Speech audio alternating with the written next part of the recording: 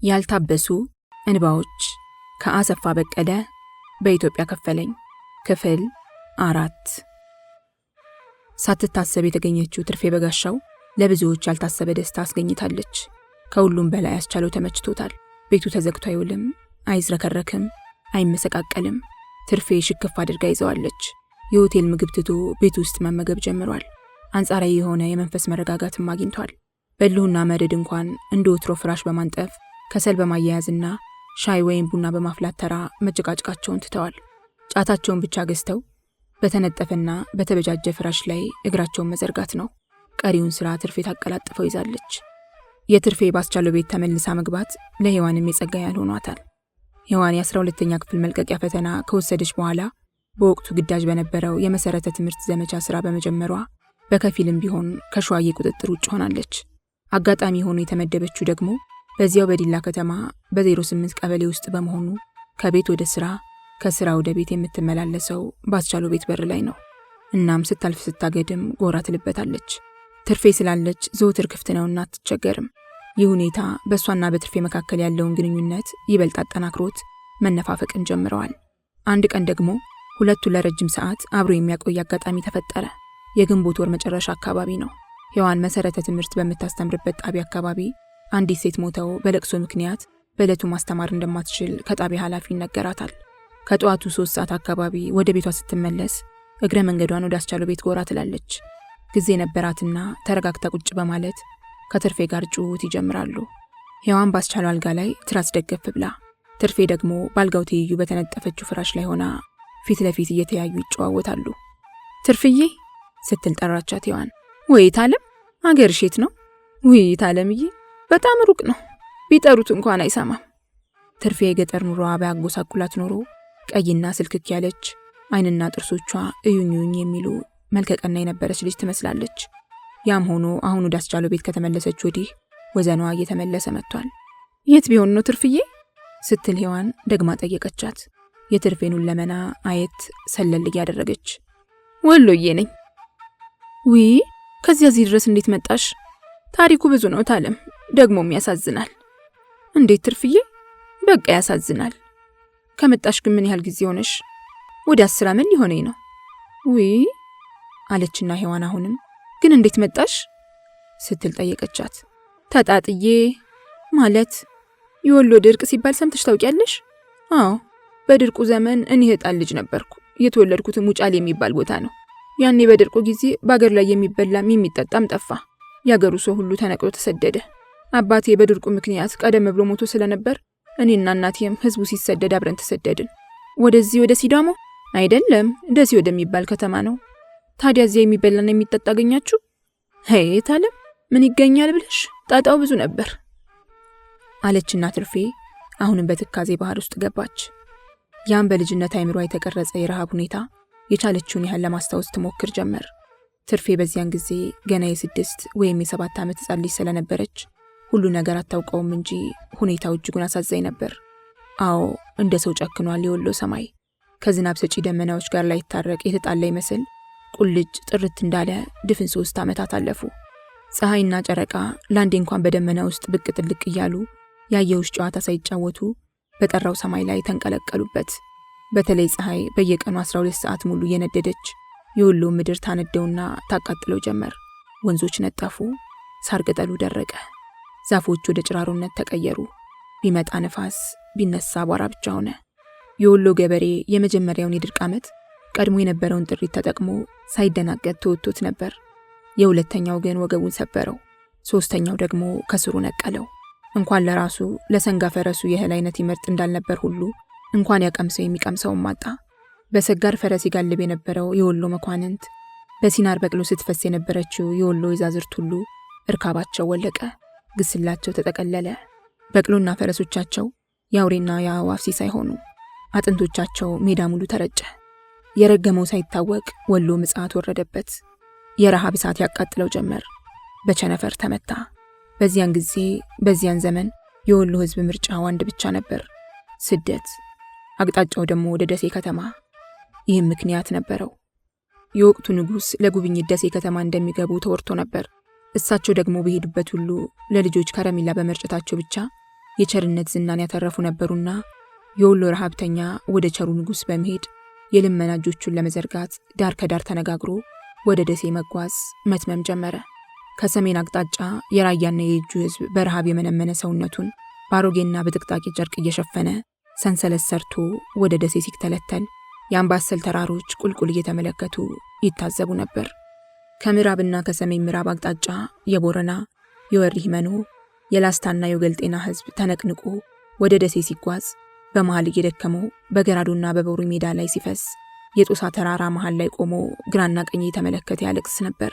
ከምስራቅና ከደቡብ ምስራቅ ደግሞ የአውሳ፣ የቃሉ፣ የአንቻሩና የኬሚሴ ሕዝብ በበረሃ አለባበስ ዘይቤው ከወገቡ በታች ሽርጥ መሳይ አገልድሞ ከወገቡ በላይ ሲያዩት ግጠው የጣሉት አጥንት መስሎ ወደ ደሴ ሲተምም የቦርከና ወንዝ እናንተስ ወደ ንጉሳችሁ ሄዳችሁ የኔንስ ችግር ለአባይና ለተከዜ ማን ይንገርልኝ እያለ የሚያዝን ይመስል ነበር። በጋ ከክረምት የውሃ ፈረሰኛ ሲያጓራበት እንዳልነበር ሁሉ ያኔ ግን ክው ብሎ ደርቋልና በውስጡ የነበሩ ቋጥኞች ጨው መስለው የፀሐይ ንዳድ እየፈነካከታቸው ነበር። ያ ሁሉ የወሎ ረሃብተኛ በዚህ መልክ ተጉዞ ደሴ ከተማ ሲደርስ ያሰበው አልሆነለትም። እንዲያውም ወደ መሃል ደሴ ከተማ መግባት እንኳን ሳይፈቀድለት ቀረ። የንጉሱ ፈጥኖ ደራሽ ፖሊሶች በየመጣበት አቅጣጫ ተሰልፈው ጠበቁት። ከሰሜን በኩል የመጣውን በሮቢት ገበያ ላይ፣ ከምዕራብ በኩል የመጣውን በሰኞ ገበያ ላይ እንዲሁም ከምስራቅና ከደቡብ ምስራቅ አቅጣጫ የመጣውን ረሃብተኛ ሐረጉ አፋፍ ላይ በተሰራ የእንጨት አጥር ውስጥ እያስገቡ አጎሩት። በቀን አንዳንድ ዳቦ ለእያንዳንዱ ረሃብተኛ እንደ ውሻ ይጥሉለት ጀመር። እንዳይነቃነቅ ይጠብቁትም ጀመር። ንጉሱ ደሴ ከተማ ገቡ።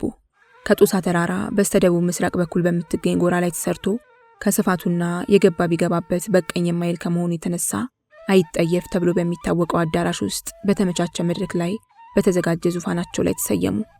ቤተሰባቸውና የቅርብ ዘመዶቻቸው ግራና ቀኝ ከጎናቸውና ከኋላቸው ተኮለኮሉ። መሳፍንቶቻቸው ደግሞ እንደየማዕረጋቸው ቅደም ተከተል ከፊት ለፊታቸው ተደረደሩ። የነቁ የበቁ አስተናጋጆች ነጠላቸውን አሸርጠው ያጋፍሩ ጀመር።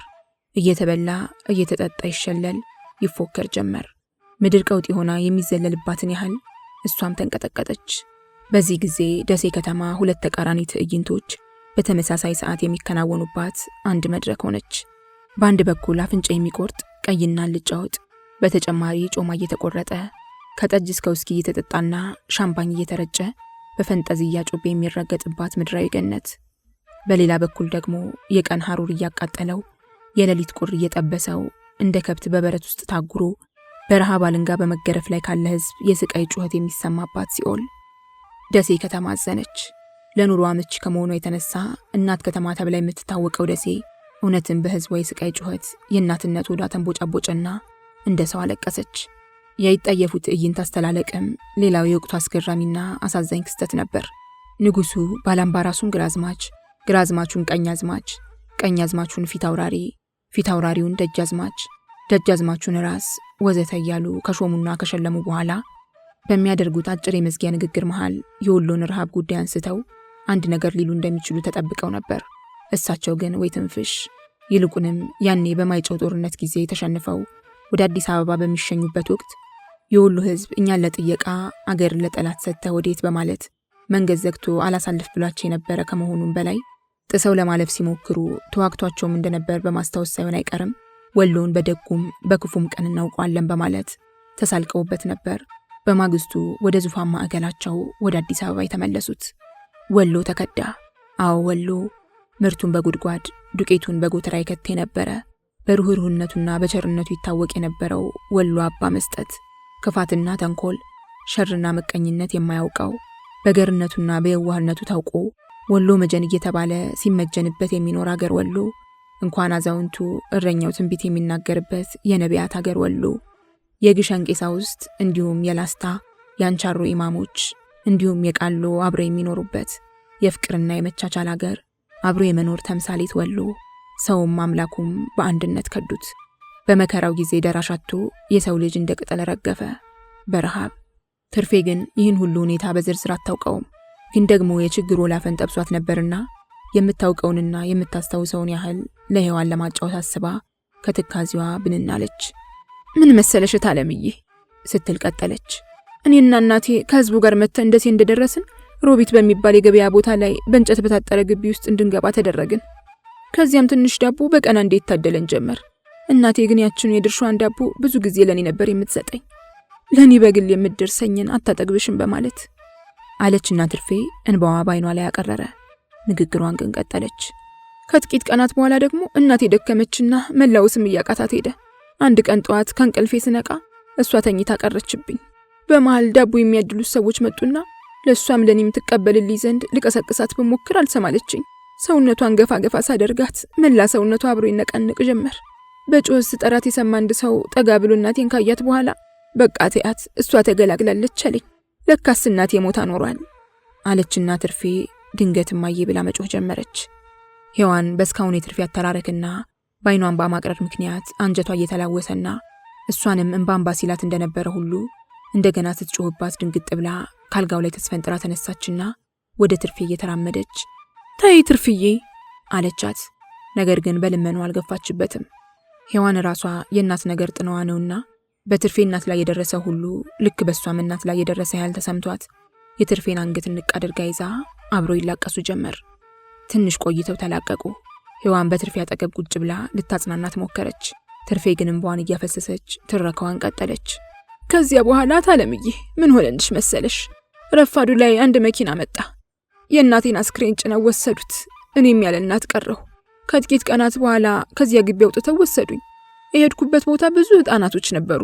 ከነሱ ተቀላቀልኩና እንጀራ በወጥ መብላት ጀመርኩ አለችና አይኗንም አፍንጫዋንም ትጠራርግ ጀመር። እዚያው አሳደጉሽ ስትል ሔዋን ጠየቀቻት። አንዳንድ ሰዎች ወደ ህፃናቱ እየመጡ ደስ ያላቸውን እየመረጡ ይወስዱ ነበር።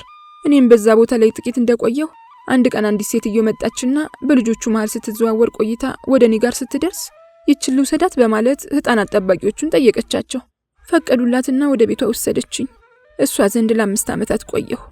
ከዚያስ ስትል ሔዋን አሁንም ጠየቀቻት። የትርፌ ታሪክና አኳኋን እያሳዘናት ከአንገቷ ገደድ ብላ በሐዘን ስሜት ትመለከታታለች።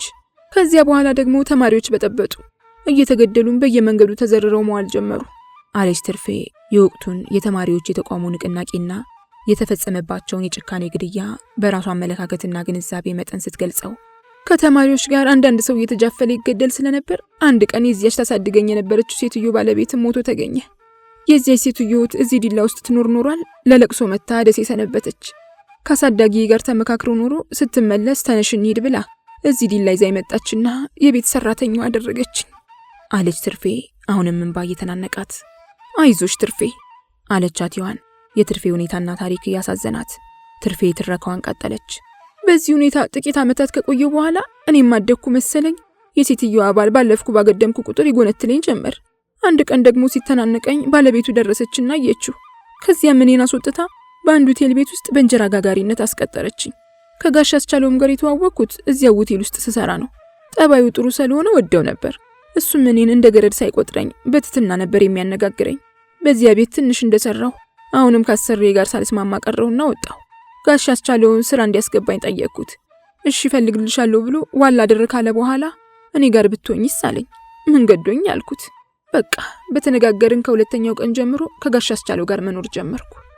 ሔዋን ከንፈሯን መጠጥ አድርጋ ዲላ ውስጥ ምንም ዘመድ የለሽማ ስትል ጠየቀቻት። ምንም ታለምዬ፣ የኔ ዘመድ ጋሽ አስቻለው ብቻ ነው። ምናልባት ከእንግዲህ ወዲያ አንቺ ትጨመሪልኝ እንደሆነ እንጂ አለቻት። ሔዋን ድንገት የትርፌን አንገት ንቅ አድርጋ በመያዝ ጉንጯ ላይ ሳም አደረገቻትና ምንም አትጠራጠሪ ትርፍዬ፣ እህት ሆንሻለሁ አለቻት። ትርፌ አሳዛኝ ታሪኳን ስትተርክ ሔዋንን ባንክሮ ስታዳምጥ ሳያውቁት ሰዓቱ ሄዶ ኖሯል። ልክ ከቀኑ 6 ሰዓት። ያ ሰዓት ደግሞ እንደ ወትሮ ቢሆን ሔዋን ከቤቷ መድረሻዋ፣ ትርፌ ደግሞ ከቀኑ 9 ሰዓት ከስራ ወጥቶ ወደ ቤት ለሚመጣው አስቻለው የምሳ ዝግጅት ማገባደጃዋ ነበር። የሰዓቱን መድረስ ሁለቱም ሲያውቁ ድንገት ስሜታቸውን ቀየሩ። ሔዋን ወደ ቤቷ ለመሄድ፣ ትርፌ የምሳ ዝግጅት ለመጀመር ከተቀመጡበት ብድግ ብድግ አሉ። ሔዋን ትርፌን ተሰናብታ ከቤት ልትወጣ ስትል ትርፌ ያናገረቻት። ዛሬ እኔን ታሪክ ሰምተሻል ታለም፣ ሌላ ጊዜ ደግሞ አንቺና ጋሽ ያስቻለው እንዴት እንደተገናኛችሁና እንደተተዋወቃችሁ ተራሽን ታውሪልኛለሽ እሺ አለቻት። ፈገግ ብላ ባይኗ እየተከተለቻት። እስካሁን አስቻል ነገረሽም አለቻት። ሔዋንም ዞር ብላ ትርፌን በፈገግታ አየት ያደረገቻት። ምንም ታለምዬ፣ እኔም ማውቀው እያየሁት ያለውን ነገር ብቻ ነው አለችና ግን አንቺና ጋሽ ያስቻለው መቼ ሆነ የምትጋቡት ስትልም እንደ ቀልድ ጠየቀቻት። በዚያች ቅጽበት አስቻለው በር ላይ ደርሶ ኖሯል። ትርፌ ለሔዋን ያቀረበችውንም ጥያቄ ሰምቷል። ሔዋን ከመናገሯ በፊት ፈጠን ቀልጠፍ ብሎ በቅርቡ ትርፌ፣ በጣም በቅርቡ ግፋቢል ከ2 ወይም ከ3 ወራት በኋላ እያለ ወደ ቤት ገባ። ትርፌና ሔዋን ፍጹም ያላሰቡት አጋጣሚ ስለነበር ሁለቱም ድንግጥ አሉ። ሔዋን ወዲያው እንዲያስቹ በአሁኑ ሰዓት እንዴት መጣህ አለችው፣ ፏ ብላ ፈገግ በማለት እየተመለከተችው። ያንቺን ቤቴ ውስጥ መኖር ቀልቤ ነግሮኝ አላት እየቀለደ። ጠጋልና እንደ ቆመች አንገቷን እቅፍ አድርጎ ከንፈሮቿን ሳም አደረጋቸው። በእጁ ዳጉስ ያለ የካኪ ፖስታ ይዟል። ላስቻለው በዚያ ሰዓት መምጣት ሰበቡ ሔዋንን ከመሰረተ ትምህርት ስራ ያቋረጠ ለቅሶ ነው። ሟቿ የሥራ ባልደረባው እናት ኖረዋል። ለ6 ሰዓት ቀብር መጥቶ ነው። ከዚያ በኋላ ላለው አጭር የሥራ ሰዓት ሲል ዲላ ሆስፒታል ድረስ ላለመሄድ ወስኖ ነው። ምን ነው ሄዩ በር ላይ ቆምሽ ሲል ጠየቃት። ብዙ ስለቆየ ወደ ቤቴ ልሄድ ተነስቼ ነው አለችው በእጆቿ ደረቱን እየደባበሰችና ቀና ብላ አይኖቹን በአይኖቿ እየተመለከተች። ለሄዩ ምን አደረግሽላት ትርፌ አላስቻለው ወደ ትርፌ ዞር ብሎ። ምንም ጋሽ ያስቻለው ወሬ ብቻ። ምሳ በልተሽ ሂጂ ሄዩ። በፍጹም አስቹ እታበባ ከስራ መምጫ ስለሆነ ብሄድ ይሻላል። ስሙት አይሆንም አስቹ፣ በአጋጣሚ መገናኘታችን በራሱ በቂ ነው። አስቻለው አሁንም ከንፈሮቿን ሳም ካደረገ በኋላ በእሺ ከቸኮልሽ ሂጂ አለና እስከ ውጭ በር ሸኝቶ ተሰናብቷት ወደ ቤቱ ተመልሶ ገባ። አልጋው ላይ ቁጭ አለና ያን በእጁ ይዞት የነበረውን ካኪ ፖስታ በጥድፊያ ይከፍት ጀመር። ከአሜሪካ ካሊፎርኒያ ግዛት ከዶክተር ደጀኔ አድማሱ የተላከለት ደብዳቤ ነው። አስቻለው ጫማውን አውልቆ አልጋው ላይ ወጣና ትራሶቹን አነባብሮ ካንገቱ ቀና ብሎ በጀርባው ጋለል በማለት ደብዳቤውን ማንበብ ጀመረ። የምወድህና የማከብርህ እንዲሁም የምናፍቅህ ውድ ወንድሜ ነርስ አስቻለው ፍስሐ፣ ከቶ ለጤናህ እንደምናለህ? ፈጣሪ አምላክ ይመስገን እኔ በጣም ደህና ነኝ። የምወድህ አስቻለው፣ የመኪና አደጋ ደርሶብህ እንደነበር አውቃለሁ። አደጋው በደረሰ በ3ኛው ቀን በተኛበት ሆስፒታል ተገኝቼ ልጠይቅህ ሞክሬ ነበር። በወቅቱ ራስህን አታውቅም ነበርና እኔ ደግሞ የበረራ ፕሮግራሜ በማግስቱ ስለነበር ሆዴ እያዘነ ትቼ ሄጃለሁ። ይሁንና ከኢትዮጵያ አየር ክልል ወጥቼ በሱዳንና በግብጽ እንዲሁም በሜዲትራኒያን ባህር ከዚያም በአውሮፓ ሰማይ ላይ ተንሳፍፌ በበረራ ላይ በነበርኩበት ጊዜ ሁሉ ስላንተ እያለቀስኩ ነበር። አሜሪካም ከገባው በኋላ ያንተ ነገር ከአእምሮ ያልወጣ ብሎኝ ለቀናት ያህል ተሰቃይቻለሁ። የኋላ ኋላ ግን ካደጋው ሙሉ በሙሉ አገግመህ ወደ ስራ የመመለስን ዜና ስሰማ አምላኬን ከልብ አመስግኛለሁ። ወደፊትም ፈጣሪ ከሁሉም ነገር እንዲጠብቅህ ጸልያለሁ። ውድ ወንድም ያስቻለው፣ መቼም ደብዳቤ እንደደረሰ መጀመሪያ የሚታሰብህ ምን አይነት ኑሮ እየኖርኩ ስለመሆኑ የምገልጽልህ ነገር ይመስለኛል። መሰደዴ የመከፋት ውጤት ነውና አሜሪካ ውስጥ ምን ያህል እንደደላኝ ወይም እንዳልደላኝ ለማወቅ ትጓጓ ይሆናል። በእኔ በኩል ደላኝ ወይም ከፋይ ብዬ ልነግርህ አልፈልግም። አኗኗሬን ልግለጽልህና ምደባውን ራስ ፈርጀው። አሜሪካ ውስጥ በየዕለቱ ያገኘሁትን ሁሉ ስሰራ ውላለሁ። ስሬን ሳጠናቀቅ ለስራው የተመደበው ገንዘብ በሙሉ ይከፈለኛል። ዛሬ አንዱ ጋር ስሰራውዬ ነገ ወደ ሌላው ብሄድ መልቀቂያ አልጠየቅም። በስራ ዘመቻ ሰበብ የጉልበቴን ዋጋ ማንም አይነጥቀኝም። በሰላም ከስራውዬ የሰላም እንቅልፍ ተኛለሁ። እገሌ ስለኔ ምን ይላል፣ ነገ ምን ያደርገኝ ወይም ያስደርገኝ ይሆን ብዬ አልጨነቅም። በሰራውት መጠን ትክክለኛ ክፍያ ስለምቀበል የገንዘብ ችግር አይገባኝም። የልደታ ዕለት ደሞዝ ወስጄ እስከ ቀጣዩ ልደታ በቃኝ አልበቃኝ ብዬ ስጨነቅ አልሰነብትም። ዕለታዊ አዋዋሌና የሆዴ ነገር ይህን ይመስላል። የመንፈስስ ነገር ካልከኝ ግን ጣጣው ብዙ ነው። በመሰረቱ ማንም ሰው በሀገር ውስጥ ተከፍቶ በተሰደደበት ሀገር ደስ ይለዋል ማለት ዘበት ነው። ምናልባትም ከመሞት መሰንበት ለሚለው የሀገራችን ብሂል ምላሽ ይሆን እንደሆነ እንጂ ስደት ደግሞ የመንፈስ ረሃብ ውጤት ነው። መንፈሱ የተራበ ሰው የቱንም ያህል የጣፈጠና የበዛ ምግብ ቢበላ ሁልጊዜም ውስጡ ባዶ ነው። እኔም እንዲሁ ባዶዬን እኖራለሁ። አሜሪካ ደግሞ የጭፍን ፖለቲካ ሰለባ ሆነው ለተሰደዱባት ሁሉ የባሰ መንፈስ ረሃብ የምትለቅ አገር ነች። የዚህች ደብዳቤም ዋነኛ ይዘት በዚሁ ዙሪያ የሚያጠነጥን ነውና በጽሞና አንብብልኝ።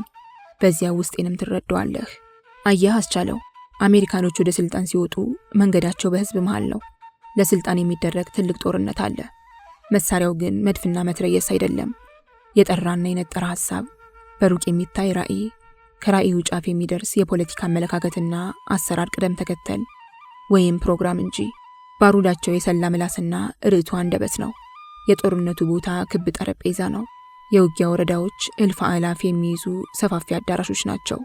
በዚህ የትግል ሜዳ አሸንፎ ስልጣን ላይ የወጣ ሁሉ ስራውን የሚያከናውነው በህዝብ ይሁንታ በጸደቀ ህገ መንግስት መሰረት ነው። ማንም የስልጣን ክፍፍሉን አልፎ ቢገኝ ያለ ቀጠሮ በህዝብ ጩኸት ስልጣኑን ይለቃል።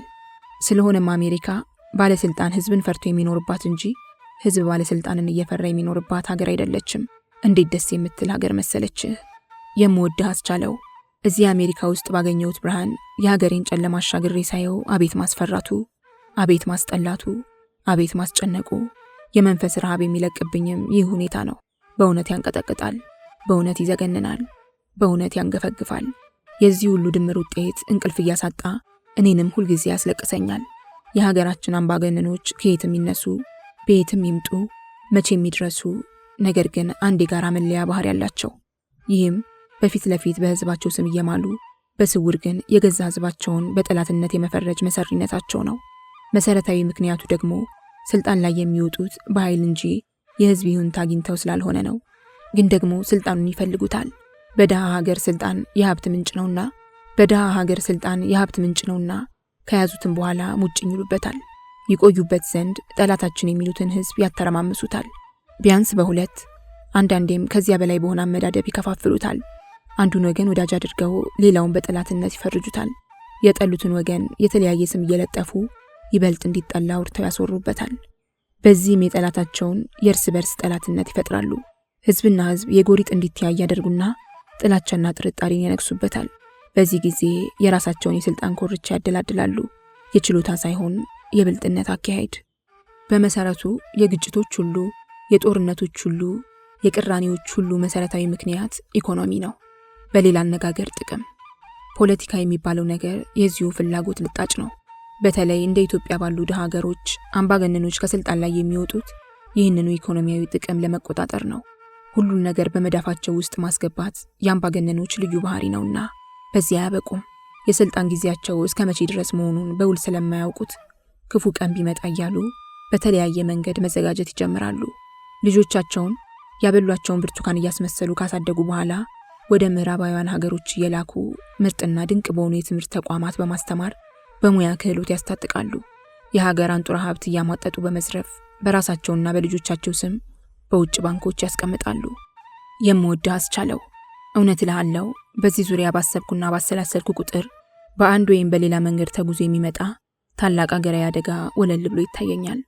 በሀገር ሀብትና ንብረት የተለያየ ሙያ በመካል ላይ ያሉት የጥቂት የገዥ መደብና የቅርብ ወገኖቻቸው ልጆች የተካኑትን ሙያና በውጭ ባንኮች የተቀመጠላቸውን ገንዘብ በዚያ ይዘውት ቢቀሩ ሀገራዊ ኪሳራዊ ትየለሌ። ምናልባት ይዘውት ወደ ሀገር ቢመለሱም አደጋው ከዚያ የማያንስና እንዲያውም የከፋ የሚሆንበት ሁኔታም ሊኖር እንደሚችል አንዳንዴ በአእምሮዬ ውስጥ ድቅን እያለ ያሳስበኛል። መቼም አባቱ ለበደለ ልጁ ይቀጣ የሚል የህግ አንቀጽ የለም። እነዚህ እድለኛ ልጆች በአባቶቻቸው ተዘርፎ የተሰጣቸውን ሀብትና የተካኑትን ሙያ ይዘው በአንድ ወቅት ወደ አገር ቤት ቢመለሱ ውጤቱ ምን ይሆናል ከተባለ ነገሩ ከግምት ያለፈ ገሃድ ነው። እነዚህ ወገኖች ታላላቅ ኢንዱስትሪዎችን ያቋቁሙና በየከተማው ምርጥ ቦታዎች ላይ ሰማይ ጠቀስ ፎቆችን ይገነቡና ግዙፍ የአገልግሎት መስጫ ተቋማትን በየቦታው ይከፍቱና የሀገሪቱን ኢኮኖሚ ሙሉ በሙሉ መቆጣጠራቸው አይቀርም። ይህ ከሆነ ትርፍ የሚያስገኙ የኢኮኖሚ ተቋማት በሙሉ በጥቂቶች እጅ ጥቅልል ብሎ ገባ ማለት ነው።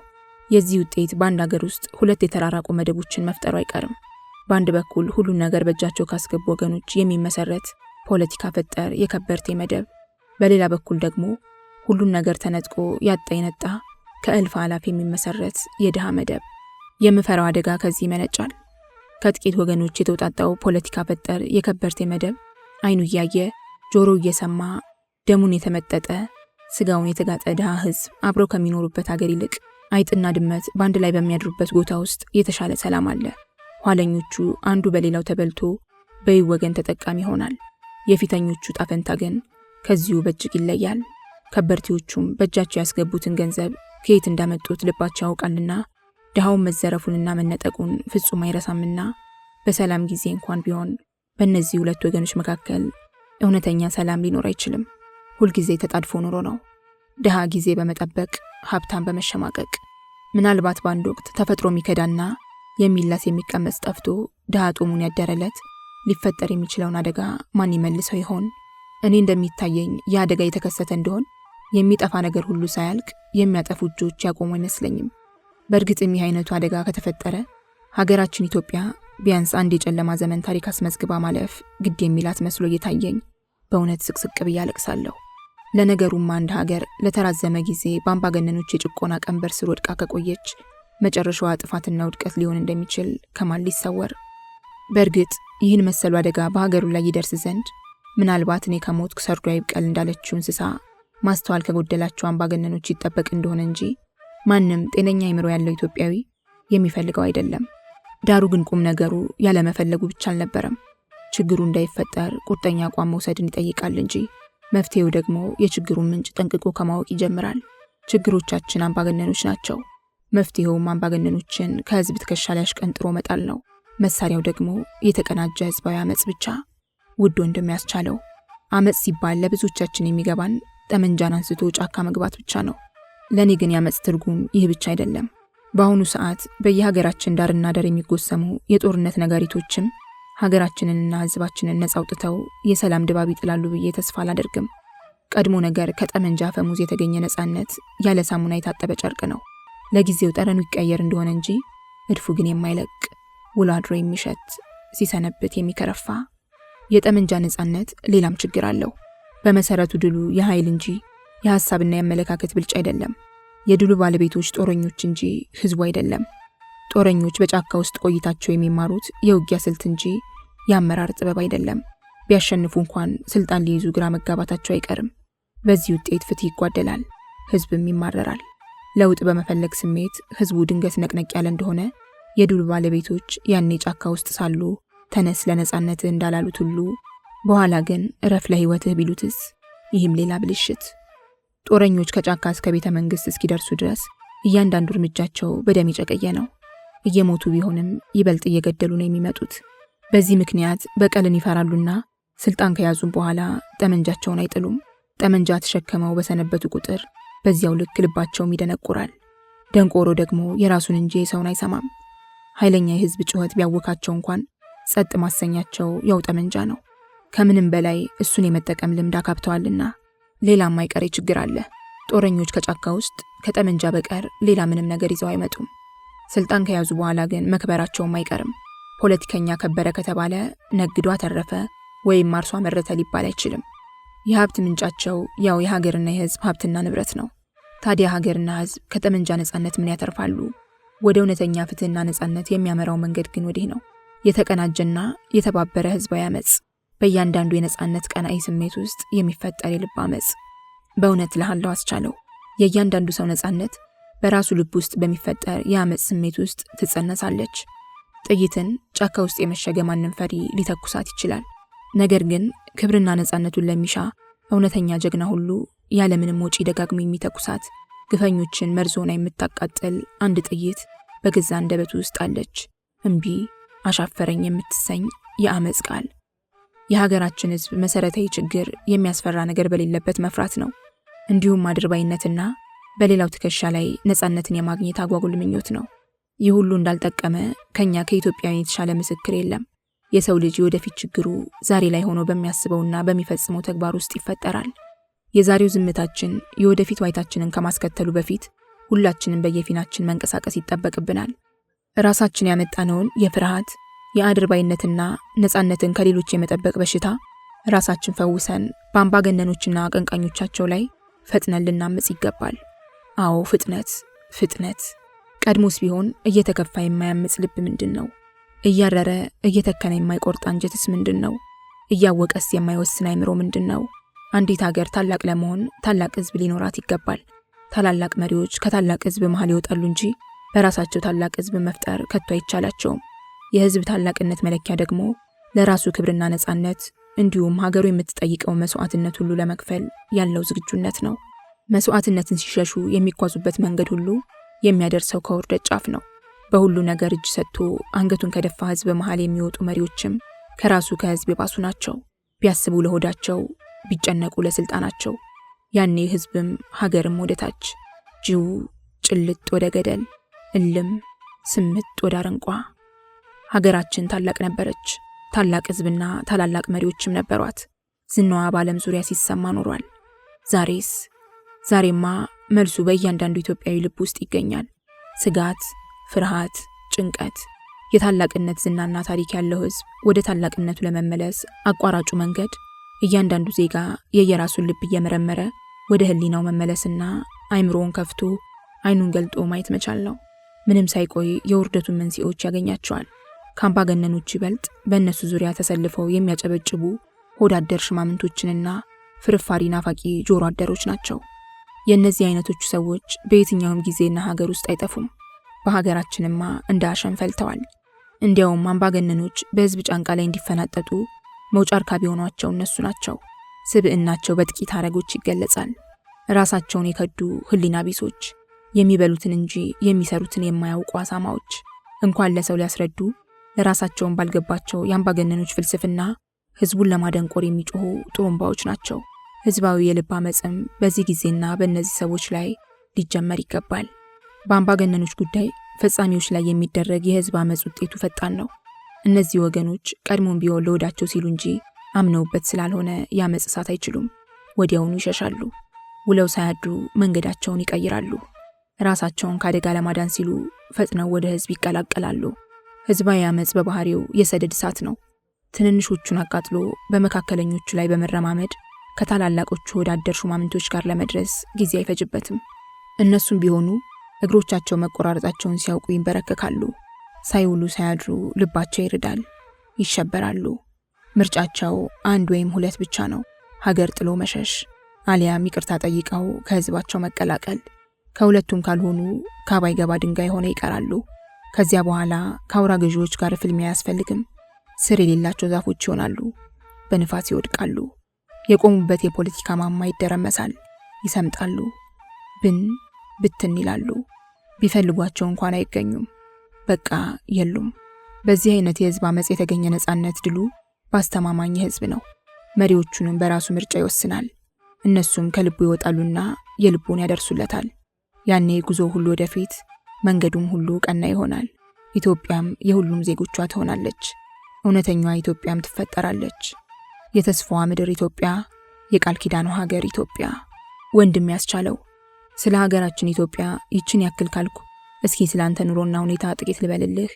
ከድንቁርና በመነጨ እብሪትና ተንኮል የተሞሉ አምባገነኖች ስልጣን በያዙበት ጊዜና ቦታ ሁሉ አውቆ መገኘትን ያህል የማይድን በሽታ የለም። መሰሪ ያካሄዳቸው በገባ ቁጥር ልብህ ይደማል። ሲዋሹና ሲቀጥፉ በሰማህ ቁጥር አንጀት ይቆስላል። የሚፈጽሙት የጭካኔ ተግባር ሁሉ ውስጥህን ያኮሰኩሰዋል። በዚህም ጊዜ መንፈስ እየቆሰለ ጤና ታጣለህ። ስለሆነም እስቲ ይህን ሁሉ የዘመን እውነት አድርገህ ውሰደው። ሁልጊዜ አትጨነቅ፣ ሁልጊዜ አትብሰልሰል። የነጻነት ፍላጎት ስሜት ሳይቀዘቅዝ፣ ነገር ግን ሁሉን ነገር በእርጋታና በትዕግስት ተከታተለው። በአምባገነኖች ዘመን ህግ አለ ብለህ ህጋዊ የመብት ክርክር አታንሳ። ህጉን የሚያወጡት ራሳቸውና ለራሳቸው ብቻ ስለሆነ ያልጠቀማቸው ዕለት በማግስቱ ይሽሩታል። እንዲያውም ዛሬ የተከራከርንበት የህግ አንቀጽ ነገ በወንጀል ሊያስጠይቅህ ይችላል። እድለኛ ከሆንክ ወህኒ ትወርዳለህ። ነገሩ ከጠና ማን ያውቃል? እናጅሮች የልባቸውን ሰርተው ተሰውሯል ቢሉህስ? ዘርፈ ብዙ በሆኑ ችግሮች በተተበተበች ሀገር ውስጥ ሲኖሩ ህልውናውን ለማቆየት ጥበብ ያስፈልጋልና ወንድሜ ጥበበኛ ብትሆን ጊዜያዊ እፎይታን እንኳን ማግኘት ትችል ዘንድ ከሌላ ወደ ሌላ ሀገር ብትዘዋወር ብዬ ወንድማዊ ምክሬን አስከትላለሁ። በተረፈ ፈጣሪ አምላክ እኔንም ወደ ሀገሬ እንዲመልሰኝ ለሀገሬ ህዝብም ልቦና ሰጥቶት ከእንቅልፉ ይነቃ ዘንድ እንዲሁም ሀገሬ ኢትዮጵያን ከጥፋት ይጠብቃት ዘንድ ዘወትር በጸሎት ተጋለሁ። ያንተው ደጀኔ አድማሱ። አስቻለው ይህን ደብዳቤ ሲያነብ ጸጥ እረጭ ብሎ ትንፋሹን አጥ አድርጎና በስሜትና በተመስጦ ነበር። አንብቦ እንደጨረሰ ግን አንዳች ስሜት መላ ሰውነቱን ወረረው። ተሸበረ፣ ጭንቅ አለው። ራሱን እንደማዞር ልቡንም እንደማጥወልወል አለውና ከዚህ ስሜት ያመለጠ መስሎት ያን ደብዳቤ ካጠገቡ ራቅ አድርጎ አልጋው ላይ በማስቀመጥ ሁለት አይኖቹን ጨምሮ ሙሉ ፊቱን በሁለት እጆቹ ሽፍን አደረገና አልጋው ላይ ተደፋ። በዚሁ ሁኔታ ለረጅም ጊዜ ቆየ። ትርፌ ምሳውን አድርሳ ኖሮ ልታስታጥበው ውሃና ማስታጠቢያ ይዛ ወደ አልጋው ቀረብ በማለት ጋሽ አስቻለው ስትል ጠራችው። አስቻለው ግን ሰምቶ እንዳልሰማ ዝም አላት። እንቅልፍ ወሰደ እንዴ? እንደገና አስቻለው ፈጠን ብሎ ብድግ በማለት አይኖቹን ጭፍን እያደረገ አይ ትርፌ የእንቅልፍ ነገር ተይው፣ ከእንግዲህ እንኳን ለቀኑ ለሌሊቱም ሰጋሁ እያለ ሊታጠብ አንድ እጁን ዘረጋ። የሰኔ ወር ገብቶ እንዲያውም ተጋመሰ። አዲስ የበጀት ዓመት መቃረቡን ተከትሎ የመንግስት ሰራተኞች የዝውውር ጥያቄ መልስ መስጫው ጊዜም ደረሰ። ከዝውውር ጥያቄዎች አንዱ የሆነው አስቻለው ያን ወቅት በጉጉት ሲጠብቀው ቆይቷልና ከጊዜው መቃረብ የተነሳ ሐሳብ ሁሉ ስለ ዝውውርና ከዚያ ጋር ተያያዥ ስለሆኑ ነገሮች ብቻ ሆኖ ሰንብቷል። ብዙ ነገሮች ያሳስቡታል። ከዲላ መዛወር የፈለገው ወዶ አይደለም፣ ተቸግሮ ነው። ግን በሚዘዋወርበት ቦታ ዲላ የገጠሙት ችግሮች አይኖር ይሆን? ዲላ የተፈጠሩበት ችግሮች መነሻቸው የግልጽነቱና የተናጋሪነቱ ውጤቶች ናቸው። ወደ አዲሱ ቦታ ሄዶ ዝም ይል ይሆን? ተናጋሪነቱ የተፈጥሮ ባህሪው ነው። የሰው ልጅ ደግሞ የተለያዩ አመሎችን መተው ይችል እንደሆነ እንጂ የተፈጥሮ ባህሪውን ግን እንዴት? ዲላ ከተማ ላስቻለው በስራ ህይወት የኖረባት የመጀመሪያዋ ከተማ ናት። ማህበራዊ ህይወት የጀመረው በዚያቹ ከተማ ነው። እድሉ ሆኖ ጥሩና እድሜ ልኩን የማይረሳቸው የባዕድ ወገኖች አግኝቶባታል። ታፈሱን፣ በልሁንና መርዕድን። ከነሱ ተለይቶ መሄዱ ያስጨንቀዋል። ዝውውር የጠየቀው ወደ ሸዋ ክፍለ ሀገር ቢሆንም የሚመደብበትን የጤና ተቋም ግን አያውቅም። ከነታፈሱ በልሁና መርዕድ ጋር በቀላሉ መገናኘት በሚያስቸግር ቦታ ቢሄድስ? ልቡ ይፈራል። ድንገት ትዝ ሲለው ሆዱን ባርባር ይለዋል። የሔዋን ጉዳይስ? በወላጆቿ ፈቃድና እውቅና ለፍቅራቸውን ልባት ለማግኘት የሚሞክረው ገና ወደፊት ባሉት ወራት ነው፣ ሐምሌ ወይም ነሐሴ። በእርግጥ በጉዳዩ ላይ ታፈሱና በልሁ አስበውበታል። ምናልባት ወይዘሮ ዘነቡም ይጨመራሉ። ግን ይሳካ ይሆን? ወደሚዛወርበት ቦታ ሔዋንን ይዞ መሄድ ይቻል ይሆን? ይህ ጉዳይ ዛሬ ሌሊትም እንቅልፍ ነስቶት አድሯል። እሁድ ለሰኞ አጥቢያ ሊነጋጋ ሲል ግን ድብን ያለ እንቅልፍ ወስዶ ኖሯል። ተኝቶ አረፈደ። አስቻለው የጠዋት ፈረቃ ስራ ገቢ መሆኑን የምታውቀው ትርፌ በሁኔታው ግራ ተጋባች። ለወትሮ ወደ ስራ ለመሄድ ቀስቀሻ ያስፈልገውም ነበር። ዛሬ ግን ሁኔታው ተለየባት። ልትቀሰቅሰው እያሰበች ፈራተባ ስትል ቆየችና መጨረሻ ላይ ግን ልታነቃው ወሰነች። ጋሽ አስቻለው አለችው ወደ አልጋው ቀረብ ብላ። አስቻለው ግን ባንዴ አልሰማትም። ድጋሚ ጠራችው። አስቻለው ብንን አለ። ፊቱን ከብርድ ልብሱና አንሶላ ሽፋን ገለጥ አድርጎ ካንገቱም ቀና በማለት ወይ አላት። ዛሬ ስራ የለም እንዴ? ረፈደ በማለት የእጁን ሰዓት አይት ሲያደርግ ከጠዋቱ 2 ሰዓት ከ5 ደቂቃ ሆኗል። እንዴ ብሎ በድንጋጤ አይን ትርፌን ፍጥጥ ብሎ ተመለከታት።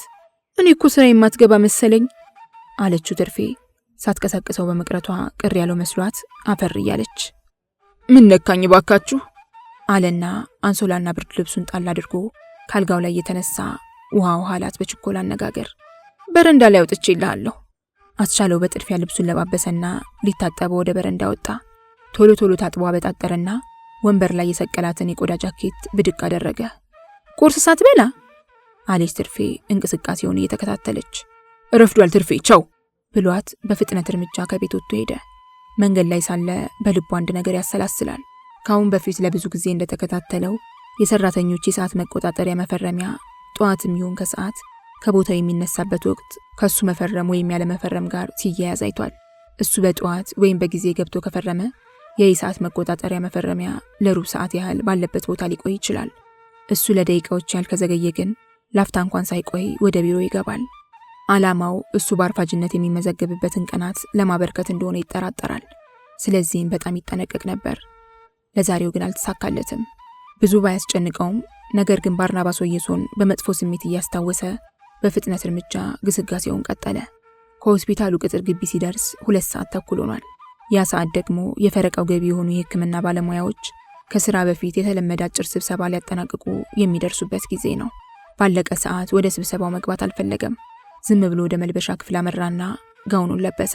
ቀጥሎም የሰዓት መፈረሚያ ወደሚገኝበት የባርናባስ ወየሶ ጸሐፊ ቢሮ ሄዶ አንኳኩቶ ገባ። ዛሬ እንኳን አረፈድኩ አይባልም ውያለሁ እንጂ አላስቻለው ፈገግ ብሎ የባርናባስ ወየሶ ጸሐፊ የሆነችውን ሰርካለምን እየተመለከተ። የአንድ ቀን ደሞዝ ቀለጠች አለችው ሰርካለም። እሷም እንዳስቻለው ፈገግ ብላ እየቀለደች። ሰርካለም የሚያምር ፈገግታ ያላትና ቀጠን ያለች ቀይዳማ ብጤ ናት። በዕለቱ ጥቁር ኮትና ጉርድ ቀሚስ ለብሳለች። እድሜዋ እስከ 30 ሊደርስ የሚችል ይመስላል።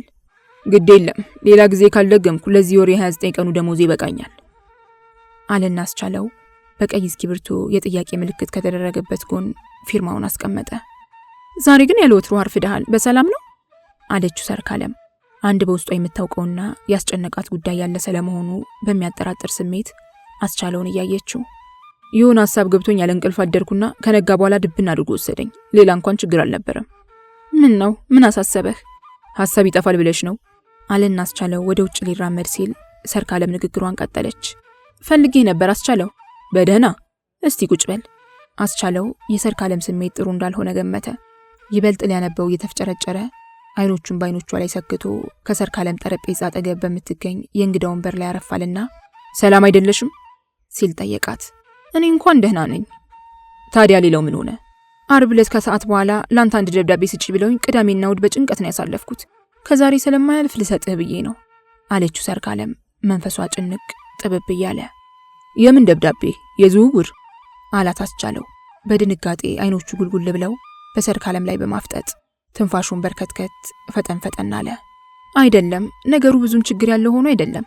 ምናልባት ግን አንተ የማትቀበለው ከሆነ በመሃል ችግር እንዳይፈጥርብህ አስቤ ነው። ማን የጻፈው ደብዳቤ ነው? ሰርካለም የጻፈውን ሰው እገሌ ብላ መግለጽ አልፈለገችም። ደብዳቤውን ከመሳቢያው ውስጥ አውጥታ ሰጠችው። አስቻለው ደብዳቤውን ተቀብሎ ገጹን በሙሉ ቃኘት ሲያደርገው ሙሉ ፕሮቶኮል የጨበጠ ነው። የፈረመበት ባርናባስ ወየሶ ነው። የደብዳቤውን አድራሻ ሲመለከት ለጓድ አስቻለው ፍስሐ ይላል። አስቻለው ቀና ብሎ ሰርካለምን አየት ካደረጋት በኋላ ወደ ደብዳቤው ተመለሰና ማንበብ ጀመረ። ሲጨርስ ምን አለ በድንጋጤና በቁጣ ስሜት ጮክ ብሎ። ህልም መሰለውና እንደገና ነበበው። መልእክቱ ግን አልተቀየረም። ያው መጀመሪያ እንዳነበበው ነው። አልገባኝም ሰርኪ ይሄ ነገር አላት ወደ ሰርካለም ዞር ብሎ። ለማንኛውም ረጋ ብላ አስቻለው አለችው ሰርካለም በማረጋጋት አይነት እሷም ቀለስለስ እያለች። ባርናባስ አሁን ቢሮ ውስጥ አለ? ይኖራሉ፣ ግን አሁን አትግባ፣ ባይሆን ነገ ተነጉዴ ይሻላል። አስቻለው ላፍታ ያህል ሰርካለምን መልከት ካለ በኋላ ከወንበሩ ላይ ብድግ ብሎ ከቢሮው ወጣ። ያን ደብዳቤ እንደያዘ በቀጥታ ወደ ባርናባስ ቢሮ አመራ። ሳያንኳኳ በሩን በርግዶ ገባ። ባርናባስ በተለመደው አለባበሱ ሆኖ ጠረጴዛ ላይ አጎንብሶ ይጽፋል። ወደ በሩ ቀና ሲል አስቻለውን አየው። ያስቻለው ስሜት መለዋወጡን አይቶ ለሰላም እንዳልመጣ በመገመት ልቡ ደንገጣለና አቤት አለው መነጽሩን ወለቅ እያደረገ። ምንድነው ይሄ አለውና አስቻለው ያንን ደብዳቤ በባርናባስ ፊት ጠረጴዛው ላይ ውርውር አደረገው። ጋውኑን ወደ ኋላው ሰብሰብ በማድረግ ሽንጥና ሽንጡን ይዞ ቁና እየተነፈሰ በባርናባስ ፊት ቆመና ቁልቁል ይመለከተው ጀመር። ባርናባስ ይህን ያስቻለውን ሁኔታ ቀድሞ ማስቦት ነበር። ይሁንና አሁን በትክክል ሲከሰት ቀድሞ ከገመተው በላይ ፍርሃት አደረበት። በሙሉ ቀልቡ ያስቻለውን እንቅስቃሴ እየተከታተለ ለምሳሌ ያህል ወደ ደብዳቤው መልከት እያለ የበላይ አካል ውሳኔ እኮ ነው አለው። ምን አይነት ውሳኔ? አላስቻለው ድንገት አፉ ላይ የመጣለትን። አይኑ ከመፍጠጡም በላይ ትንፋሹ በርክቶ ደረቱ ሞላ ሞሸሽ ይላል። በቃ ውሳኔ ነዋ አለ ባርናባስ ካሁን ዘሎ አነቀኝ በማለት አስቻለውን እየፈራ። በእርግጥ እናት ሀገሬ ናት የጠራችኝ ወይስ እናንተ ናችሁ ያዘዛችሁኝ ሲል ጠየቅ አስቻለው የፊቱን ላብ በእጁ እየጠረገ። ሁለቱም ተያያዥ ነው፣ ግን ደግሞ ሁለታችሁ መለየት አለባችሁ። የጊዜ ጉዳይ ነው እንጂ መለየታችሁም አይቀርም። እኔም የሀገሬን ጥሪ በደስታ የምቀበለው ሁለታችሁን ለማለያየት የክተት ጥሪ ነጋሪት የተጎሰመ እንደሆነ ብቻ ነው። ይሄኛውን ግን አልቀበለውም አለ አይኑን በባርናባስ ላይ ፍጥጥ እንዳደረገ። መቀበል ያለ መቀበሉ ጉዳይ ያንተ ነው። ነገር ግን ደብዳቤው ባድራሻ የተጻፈና የመዝገብ ቁጥር የያዘ ስለሆነ አንተው ጋር ይቀመጥ አለና ባርናባስ ደብዳቤውን መልሶ ወደ አስቻለው ዘረጋ። አስቻለው ደብዳቤውን የንጥቅ ያህል ከባርናባስ እጅ ላይ መንጭቅ እያደረገ አምጣው ለታሪክ ይቀመጣል ብሎት ወደ ኋላው ተመልሶ ከቢሮው ወጣና በሩን ድርግም አድርጎ ዘግቶ እዚያው በኮሪደሩ ላይ በመቆም ያንኑ ደብዳቤ እንደገና ያነበው ጀመር። ግን የደብዳቤው መልእክት አሁንም ያው ነው። አስቻለው በንዴት ስሜቱ ተለዋወጠና ለጊዜው ምን ማድረግ እንዳለበት ቅጡ ጠፋው። ግን በስተቀኝ አቅጣጫ በሚገኘው የኮሪደሩ መውጫ በኩል ጅቡ ብሎ ሄደና ከህንጻው ውስጥ ወጣ። በዚያው በመውጫው ዳር የግድግዳ ጥግ ተደግፎ እንደገና ያነበው ጀመር። በዚህ ጊዜ ከት ብሎ ሳቀ። የንዴት ሳቅ። በዚያቹ ቅጽበት እዚያቹ ቦታ ላይ እንደቆመ በሐሳብ ከብዙ ቦታ ረገጠ። ሔዋንን አስታወሳት። ሸዋዬንም እንዲሁ። የሸዋዬንና የባርናባስን ግንኙነት እንዲሁም ከሁለቱ ጋር ተለጥፎ ሔዋንን በማስቸገር ላይ ያለው በድሉ አሸናፊ ጭምር ታዩት። በእጁ የያዘው ደብዳቤ ይዘትም ከነዚህ ሰዎች ግንኙነትና ፍላጎት የመነጨ ስለመሆኑ ሳይጠራጠር አመነበት። ወዲያው አንድ ነገር ብቻ ማድረግ ታየው። በዚያ ሆስፒታል ውስጥ ያስቀመጠው ልብስም ሆነ ማስታወሻ ምንም ሳይታሰበው ጋውን ስለመልበሱ እንኳን ሳይታወቀው ከዚያ ሆስፒታል ግቢ ውስጥ ለመውጣት ወሰነ። በልቡ ውስጥ ያለው መድረሻ ደግሞ የአውራጃው ግብርና ጽሕፈት ቤት። ከዲላ ሆስፒታል እስከ ግብርና ጽሕፈት ቤት በአማካይ 30 ደቂቃ የሚወስድ የእግር መንገድ ላስቻለው 20 ደቂቃ እንኳን አልፈጀበትም። የቆፌን ኮረኮንች መንገድ እየጠረገ ተረማምዶ ዲላ ከተማን ለምስራቅና ለምዕራብ ለሁለት በሚሰነጥቃት አስፋልት መንገድ ላይ ገስግሶ ወደ ዲላ ሰሜናዊ ጫፍ አቅራቢያ ሲደርስ ቀኙን በመያዝ ጥቂት ዳገታማ የሆነውን አቧራማ መንገድ ረምርሞ ከበልሁ ቢሮ በር አጠገብ ደረሰ። አንኳኳ። አንዴ ይጠብቁኝ አለ በልሁ ከውስጥ። በዚያ ሰዓት ከሁለት ባለ ጉዳዮች ጋር እየተነጋገረ ነበር። አስቻለው ዛሬስ አላስቻለውም። በሩን በድግዶት ገባና የበሩን እጀታ እንደያዘ በልሁን በተቀመጠበት አሻግሮ ተመለከተው። በልሁ አስቻለው መሆኑን ሲያውቅና አጠቃላይ የፊቱን ገጽታ ሲመለከት በድንጋጤ ፊቱ ኩምትርትር አለና እንዴ ምን ነው አስቻለው አለው ፍጥጥ ብሎ እየተመለከተው። አስቻለው መልስ አልሰጠውም። ዝም ብሎ ወደ ውስጥ ገብቶ ሳይጋበዝ በእንግዳ ወንበር ላይ ቁጭ አለ። በረጅሙ እየተነፈሰ ጣሪያ ያይ ጀመር። በአስቻለው ሁኔታ የተገረሙና ምናልባትም ደንገጥ ያሉ የበልሁ እንግዶች በልሁን አየት አደረጉት። እስቲ ወንድሞቼ አንዴ ውጭ ሆናችሁ ጠብቁኝ ሲል በልሁ በትህትና ጠየቃቸው። ሰዎቹ አላመነቱም። ወዲያው ብድግ ብለው ተከታትለው ወጡ። አስቻለው ሲል ጠራው በልሁ በሁኔታው መለዋወጥ ሆዱ እያዘነ። ወይ አለው አስቻለው አሁንም አይኑን ከኮርኒሱ ላይ ሳይነቀል። ምን ነው ምን ሆንክ? አስቻለው የሆነውን ነገር ከመናገር ይልቅ ያን የያዘውን ደብዳቤ ለበልሁ እየዘረጋ እንካ አንብበው አለና ሰጠው። በልሁም ልክ እንዳስቻለው ቶሎ ወደ ሐሳቡ አልገባም። የደብዳቤውን ቅርጽ በቅድሚያ ቃኘው። ፕሮቶኮል የጨበጠ ደብዳቤ ነው። ፈራሚው ባርናባስ፣ ቲተሩም ያሱ። ከዚያ በኋላ ወደ ዝርዝር ሐሳቡ ገብቶ አንብቦ ከጨረሰ በኋላ ድንግጥ ባላኳን ከየት አመጣው ሲል ጠየቀው።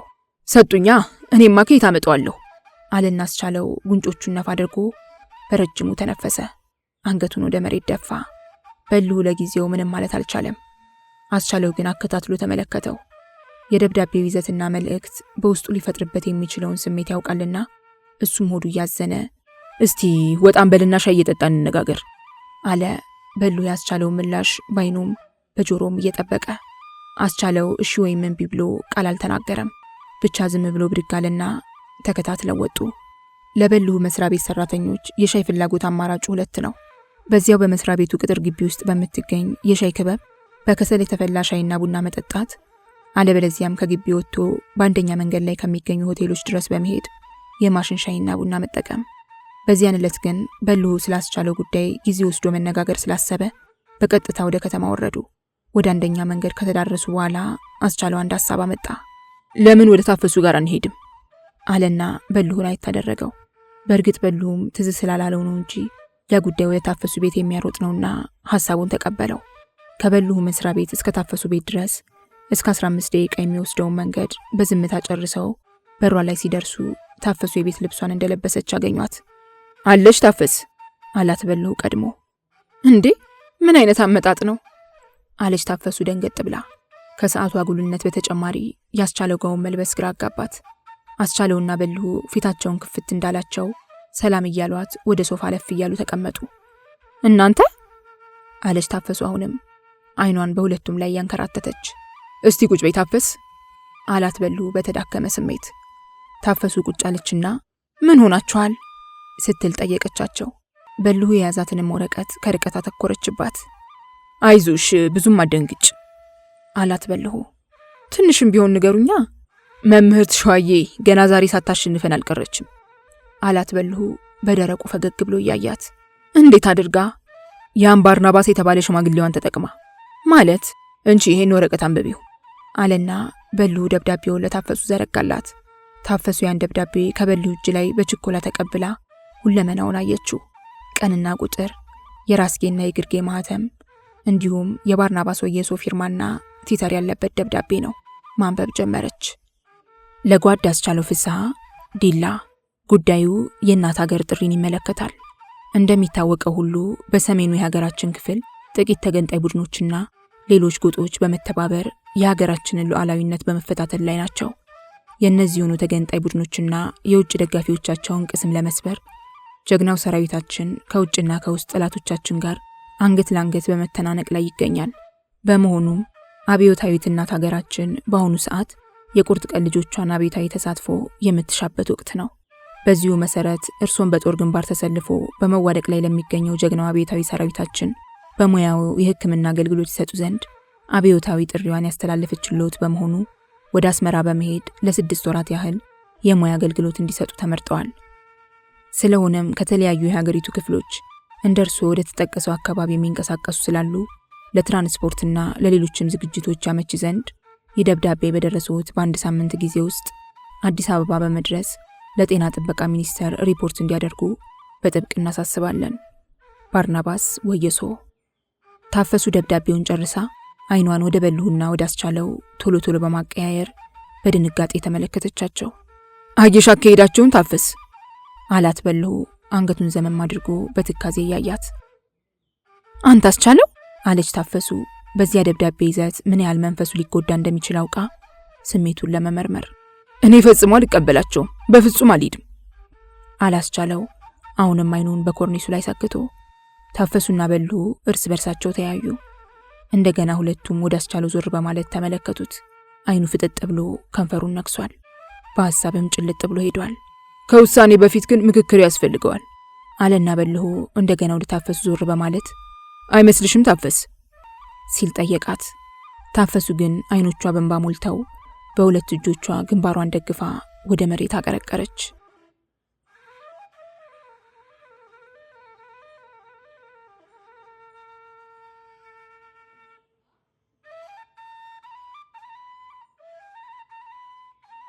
አስቻለው አለችው ሔዋን የዘመቻ ጥሪ ደብዳቤ በደረሰው 5ኛ ቀን ላይ በዕለተ ዓርብ ከጧቱ 3 ሰዓት አካባቢ ከቤቱ በመገኘት። ወይ አላት አስቻለው አልጋው ላይ ጋለል ብሎ ተኝቶ ከጎኑ ቁጭ ያለችውን ሔዋንን ቀና ብሎ እየተመለከታት። ሰሞኑን የምሰማው ወሬ ምንድነው ስትል አይኑን እያየች ጠየቀችው። ምን ሰማሽ? ጥሩ ያልሆነ ወሬ ንገሪኛ አላት አስቻለው ፈገግ ብሎ እያያት። ሳታውቀው ቀርተህ ነው? ብዙ ይወራ የለ የትኛው ማለቴ ነው። በመስሪያ ቤት በኩል ለ6 ወር ያህል ዘመቻ ሄድ ተብለ እምቢ ማለትን ሰማሁ አለችው በፍርሃት አስተያየት እያየችው። አዎ አልሄድም ብያለሁ፣ አሁንም አልሄድም። ግን ለምን? እንደማልሄድ የነገሩሽ ሰዎች ምክንያቴንም ሳይነግሩሽ የቀሩ አይመስለኝም። አንቺም አትደብቂ አላት የሔዋንን ግራ እጅ ይዞ እየደባበሳት። ነግረውኛል፣ ግን ሆዴ በጣም ፈራ። ለምን ብለሽ? ግዳጅ ላለመቀበል ምክንያቷ እኔ መሆን ስለመሰለኝ አለችና ሔዋን አይኖቿ ላይ ያቀረረንቧን በለበሰችው ስካርፍ ጥርግ አደረገች። አይዞሽ ሄዩ አትፍሪ፣ ምንም አይመጣም። ታወስቹ ምንም አይመጣም አትበል። ኑሮ ሁሉ ይበላሻል። ላንተ ኑሮ መበላሸት እኔ ምክንያት መሆን የለብኝም። ያንተ ከተበላሽ እኔም ይበላሻል አለችና እንባዋን አሁንም በጉንጯ ላይ ታወርደው ጀመር። አታልቅሽ የኔ ፍቅር፣ የኔ ህይወት የሚበላሸው አንቺን ካጣው ብቻ ነው። ዘመቻ ከሄድኩ ደግሞ አንቺን ላጣሽ እችላለሁ። ስለዚህ አልሄድም። አንተ ዘመቻ ብትሄድ እኔ የት ሄድብሃለሁ? እህትሽና ባርናባስ እየሰሩልሽ ያለውን መንገድ አጣሹና ነው ወይስ አልገባሽ ይሆን? አውቃለሁ፣ ገብቶኛል። ታዲያ የኔ ዘመቻ መሄድ እንዴት አንቺን ያሳጣኝ ብለሽ ትገምቻለሽ? ፈጽሞ አስቻለው፣ ፈጽሞ አንለያይም። እንዴት? እኔ ላጣህ አልፈልግምና። ወደሽ ሳይሆን ያስገድዱሻል። ፈጽሞ አይችሉም። አንድ ነገር አትርሺ ሄዩ፣ ያለሽው በእህትሽ ቤት፣ የምትበዩ የምትጠጪው የሷን። በዚያ ላይ ባርናባስን የሚያህል የፖለቲካ ስልጣን ያለው ወዳጅ አላት። በዚሁ ላይ ያቀረቡልሽ ወዳጅ በከተማ ውስጥ አለ የተባለ ሀብታም በድሉ አሸናፊ። የባርናባስ ስልጣንና የበድሉ ገንዘብ ከተባበሩ እንዴት እኔንና አንቺ መለያየት ያቅታቸዋል? አላስቻለው ከተንጋለልበት ቀና ብሎ ሔዋንን ፊት ለፊት እያያት። ይህን ሁሉ ግን የታመነ ልብ ያሸንፈዋል አለችው ሔዋን ያስቻለውን ደረት እየደባበሰች። ፈጽሞ በበኩሌ ማመን ያስቸግረኛል። ስም አስቻለው፣ ወየኔ ፍቅር፣ እኔንም አንተንም ላደጋ የሚያጋልጥ አጋጣሚ የሚፈጠረው አንተ ዘመቻ ሊሄድም ብለህ የቀረህ እንደሆነ ነው። እንዴት? ዘመቻ ካልሄድክ ከስራ ያስወጡሃል ወይም ያስሩሃል። ምናልባት ሊገሉህ ወይም ሊያስገድሉ ይችላሉ። አያስቹ ስራ ከሌለ ገንዘብ አይኖርህም። ገንዘብ ከሌለ ደግሞ ችግር ያበሳጭህና ለችግር ምክንያት በሆኑ ሰዎች ላይ አደጋ ድርሰህ በሌላ የከፋ ችግር ውስጥ ልትገባ ትችላለህ። ያኔ ልብ ለጭካኔ እንጂ ለፍቅር ቦታ አይኖረውም። ዞሮ ዞሮ ለኔ አልሆንከኝም። ታስረ ማየቱ ላይምሮ አይመቸውም። ብትሞትም ሐዘን የመራርና የእድሜ ልክ ነው። ግን ይህ ሁሉ ይወገድ ዘንድ ግዳጁን ተቀብለ መሄድ ስትችል ለምን ሁለታችንም እንቸገራለን? አለችው በትካዜ ውስጥ ሆና አይኑን እያየች። ሄዩ የኔ ችግር አልገባሽም። ገብቶኛል፣ ግን እሱም ቢሆን መላለው። ምን ታየሽ? በቃ እኔ ከታበባ ጋር ወጣና አንተ በምትቆርጥልኝ ገንዘብ ከትርፍዬ ጋር በአንድ ቤት ውስጥ እኖራለሁ። ግዳጅን ፈጽመ ስትመለስ እኔ እናንተ ራሳችን በመንደግሰው ሰርግ ተጋብተን አብረን መኖራችንን እንቀጥላለን። ለኔና ላንተ ፍቅር የሚበጅህ ይህ ብቻ ነው። ከዚህ በኋላ ሁለቱም ትካዜ ውስጥ ገቡ። ሁለቱም በየበኩላቸው ያስቡ ጀመር፣ በየልባቸው ያለውን ነገር በማስታወስ። እሷ አላወቀችም እንጂ ዛሬ ሔዋን ያቀረበችው ሐሳብ አስቻለው ራሱ በተካፈለበት ጉባኤ ላይ የተቀየሰ አቅጣጫ ነበር። እርግጥ ነው ያስቻለው የዘመቻውን ግዳጅ ያለመቀበል ውሳኔ እጅግ ጠንካራ ነበር። ነገር ግን ታፈሱና በልሁ መርዕድን ጨምሮ ሐሳቡን እንዲቀይር ብዙ ታግለዋል። የ6 ወር ጊዜ አጭር መሆኗን፣ ዘመቻውን ባለመቀበሉ ከሥራ መባረር፣ ምናልባትም እስር፣ ከዚያም ያለፈ ክፉ ነገር ሊመጣ እንደሚችል እየጠቀሱ ሊያግባቡት ሞክረዋል።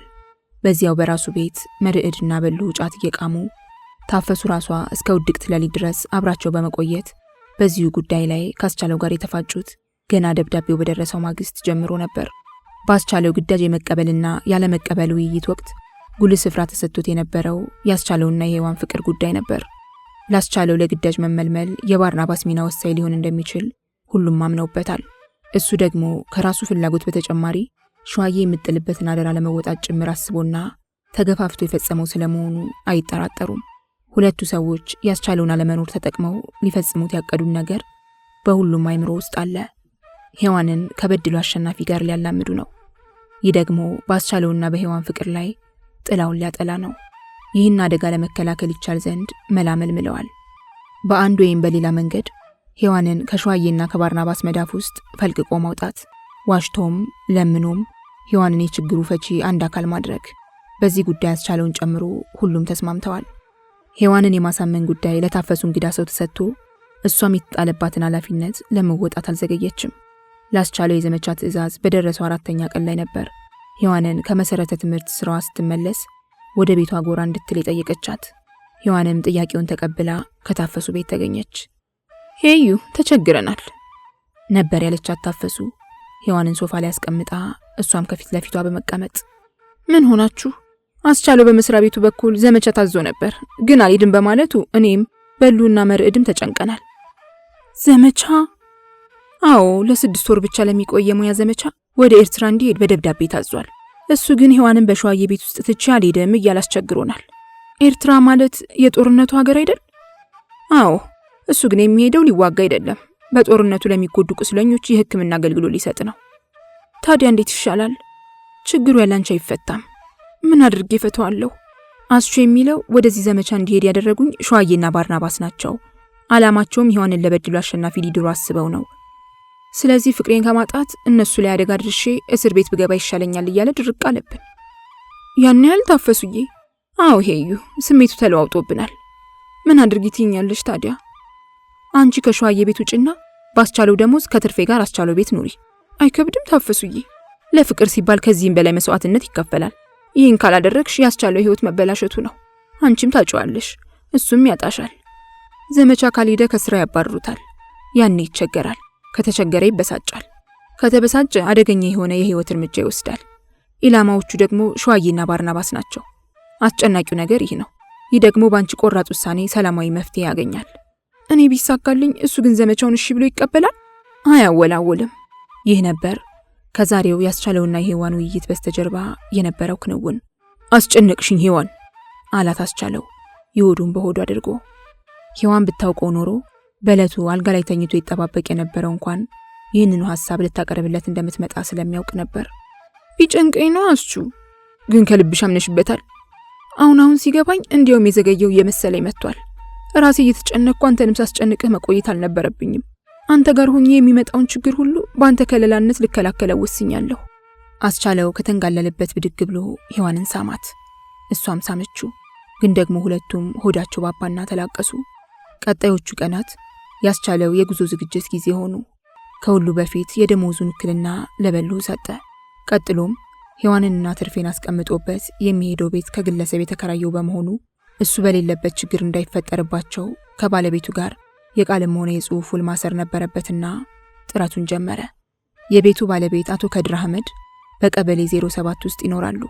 የሚኖሩባት ቤት ከመጥበቧ የተነሳ ከአንድ ፍራሽ የተረፈችው የሳሎን ቦታ ሌላ ፍራሽ አታዘረጋም።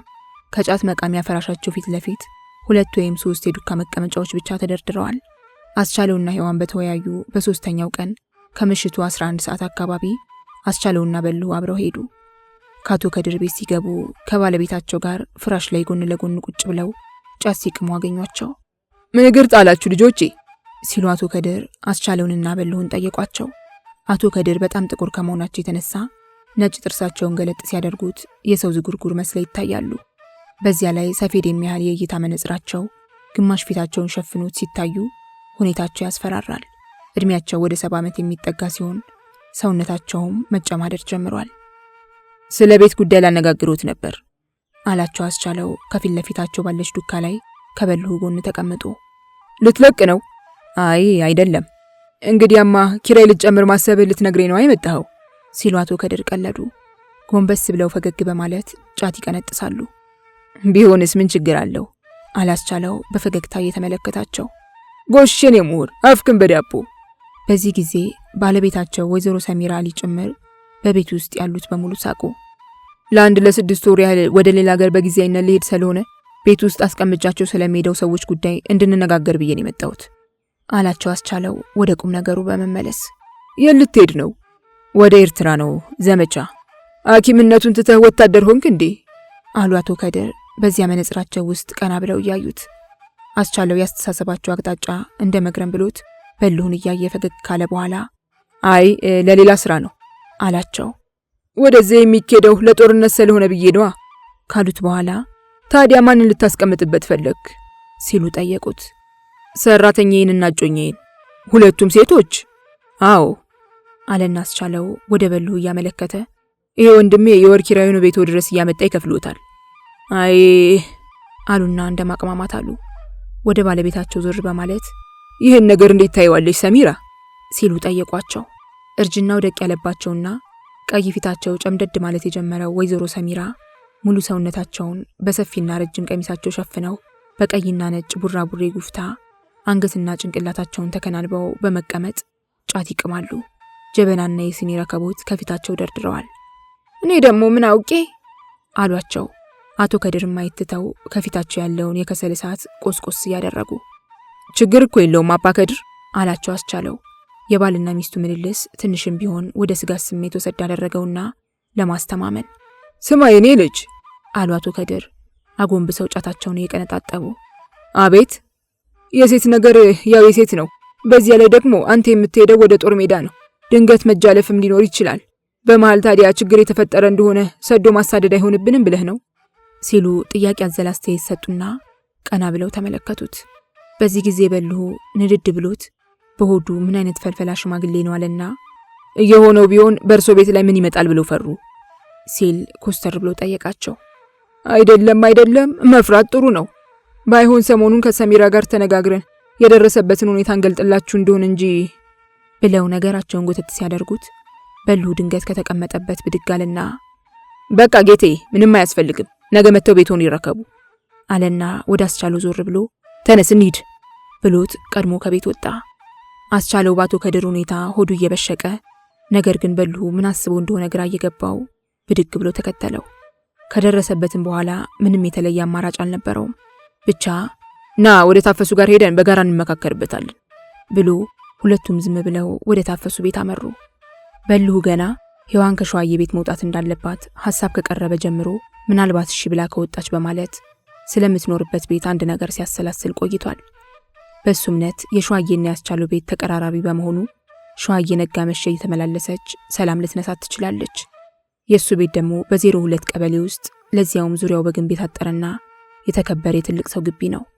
ለርቀቱም ለጸጥታው ምቹ ስለሆነ ሔዋንን ከትርፌ ጋር እዚያ አስገብቶ እሱ ባስቻለው ቤት ውስጥ የመኖር ሐሳብ ነበረው።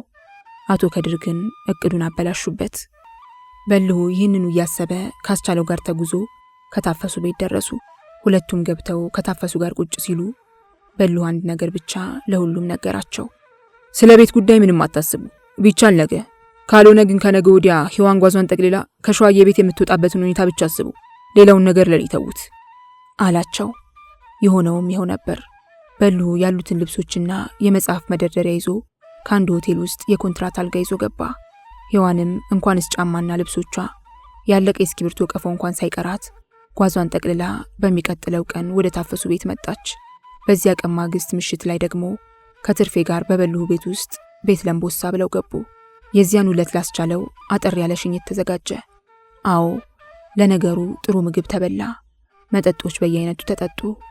ነገር ግን መስፈሪያ ኖሮት የሚለካ ቢሆን ኖሮ በሽኝቱ ዕለት ሲወርድ ያመሻው እንባ ምን ያህል ከመያዣው ተርፎ በፈሰሰ ነበር። ሔዋን በሰቀቀን እየየ ስትል አስቻለው በቁጭት ሲል አጽናኝና ጋባዦቹ ታፈሱ፣ በልሁና መርዕድም ከእጃቸው ላይ መሐረብ ሳይለይ ሌሊቱ ወለል ብሎ ነጋ።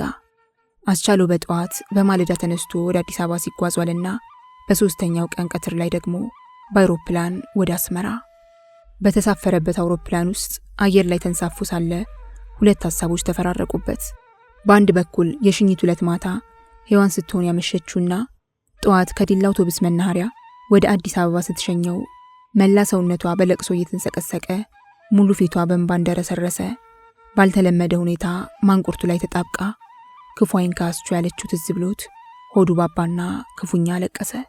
በሌላ በኩል ግፈኞች ለራሳቸው ሕልውና ሲሉ በቀሰቀሱትና እሱ በማያምንበት ጦርነት በተጽዕኖ ተሳታፊ እንዲሆን የመደረጉ ቁጭት አንገበገበው። ከንፈሩን እየነከሰ ራሱን እንደወዘወዘ አውሮፕላን ውስጥ ስለመሆኑ ለአንዴም ሳይታወቀው በሐሳብ እንደዋለለ ከ1 ሰዓት ተኩል በረራ በኋላ ልክ 9 ሰዓት ላይ አስመራ ከተማ ደረሰ። ኤርትራ።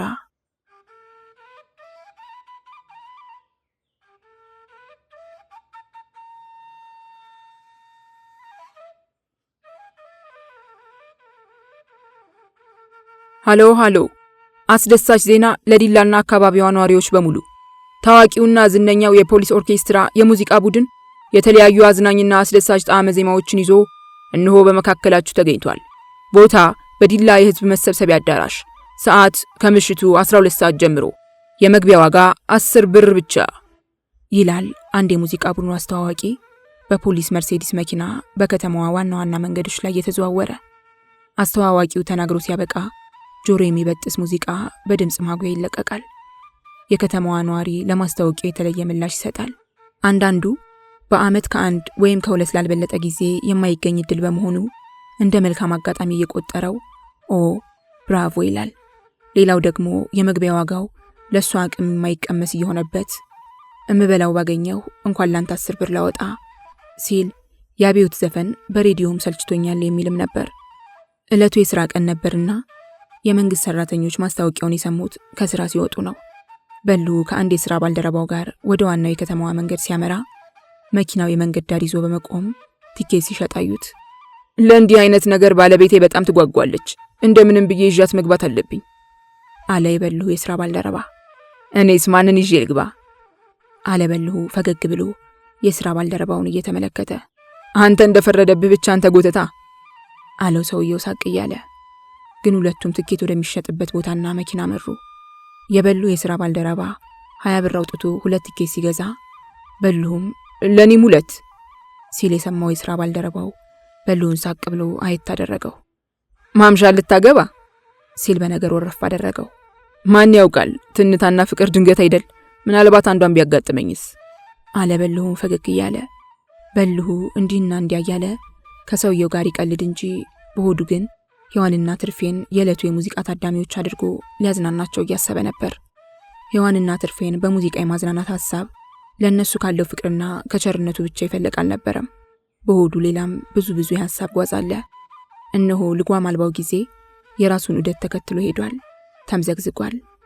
አስቻለው ወደ አስመራ ከሄደበት ካለፈው ሰኔ ወር ቀጥሎ የነበሩት ሐምሌና ነሐሴ ሽው እልም ብለዋል።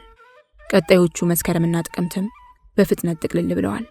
ህዳርና ታህሳስም እንዲሁ ላይመለሱ ተሸኝተው ወርሃ ጥር ከች ብሎ ራሱም ተጋምሷል። የፖሊስ ኦርኬስትራ የሙዚቃ ቡድን ወደ ዲላ ብቅ ያለው በዚህ ወር 3ኛ ሳምንት ላይ ነው።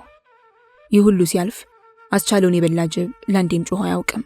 ቢደመጥ ቢጠበቅ ትንፍሽ አልል ብሎ ድራሹን አጥፍቷል። ለ6 ወር ተብሎ የሄደው አስቻለው እንኳን መመለስ ድምፁ እንኳን ሳይሰማ ድፍን 7 ወራት አልፈዋል። ይህ ሁኔታ በዲላ የፍቅር ቤተሰቦቹ ላይ ስጋትና ጭንቀት ፈጥሮ ያተረማመሳቸው ይዟል። ከሁሉም በላይ ደግሞ ሔዋንን። አስቻለው ወደ አስመራ ሲሄድ ለዲላ የፍቅር ቤተሰቦቹ የገባው ቃል ነበር ቶሎ ደብዳቤ ሊጽፍ፣ ሁኔታዎች በፈቀዱለት መጠንም ስልክ ሊደውል። ለነገሩ አንዲት ደብዳቤ ጽፏል። ያችን ብትሆን ገና አስመራ በገባ 3ኛ ቀን ላይ ድንገት ወደ አዲስ አበባ የሚመለስ ሰው አግኝቶ ኖሮ ደህና መድረሱን የገለጸባት እንጂ ዝርዝር የናፍቆት ሐሳብና የተሟላ አድራሻውን የያዘች አልነበረችም።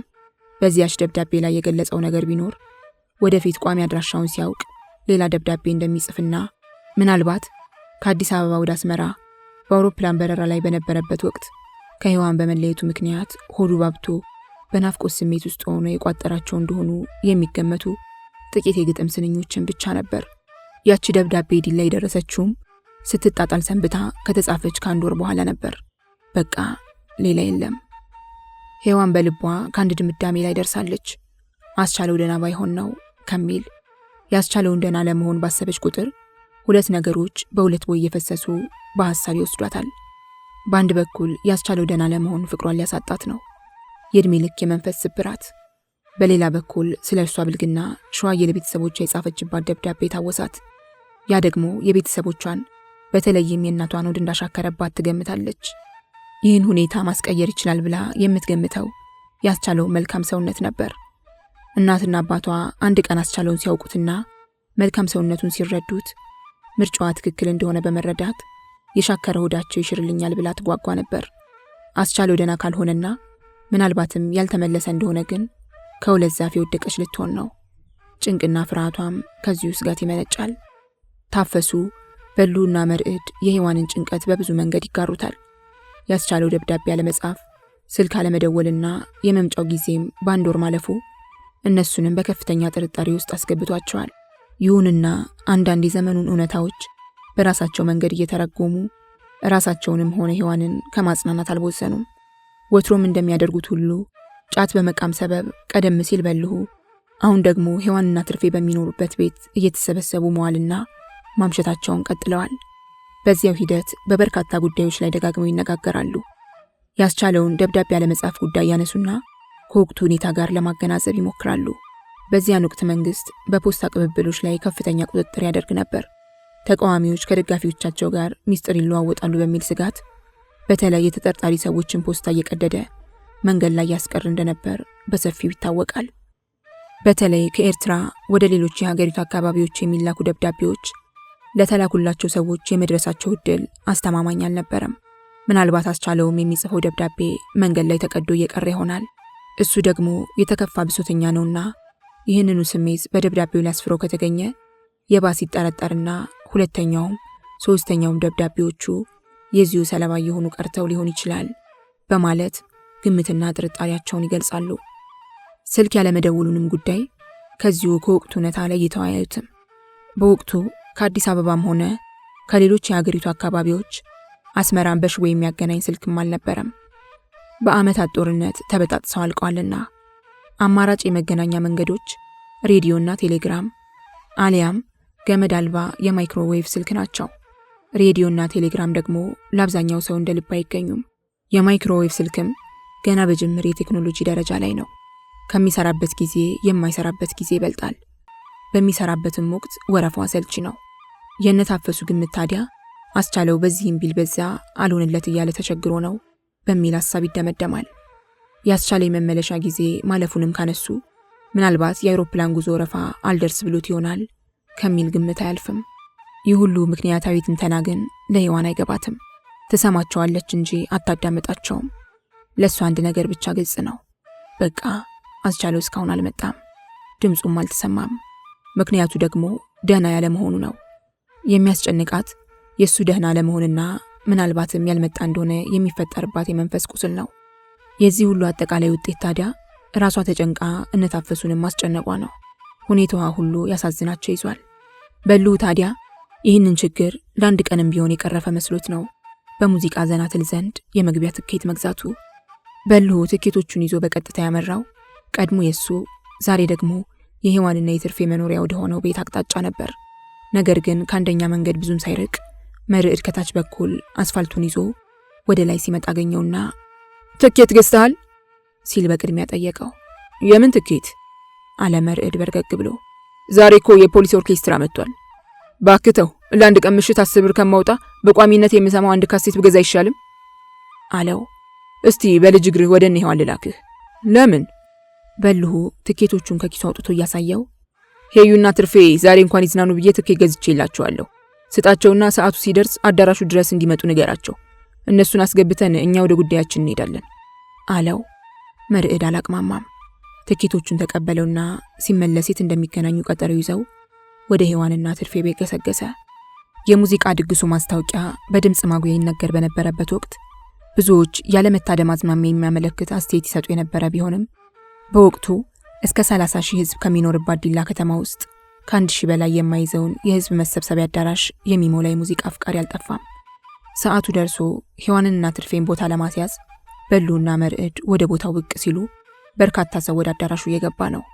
በሉና መርዕድ ሔዋንንና ትርፌን በቀጠሩበት ቦታ አግኝተዋቸው ወደ አዳራሹ ይዘዋቸው በመግባት ቦታ ሊያስይዟቸው ቢሞክሩም እነሱ ትኬት ስላልያዙ ወደ አዳራሹ ለመግባት ተከለከሉ።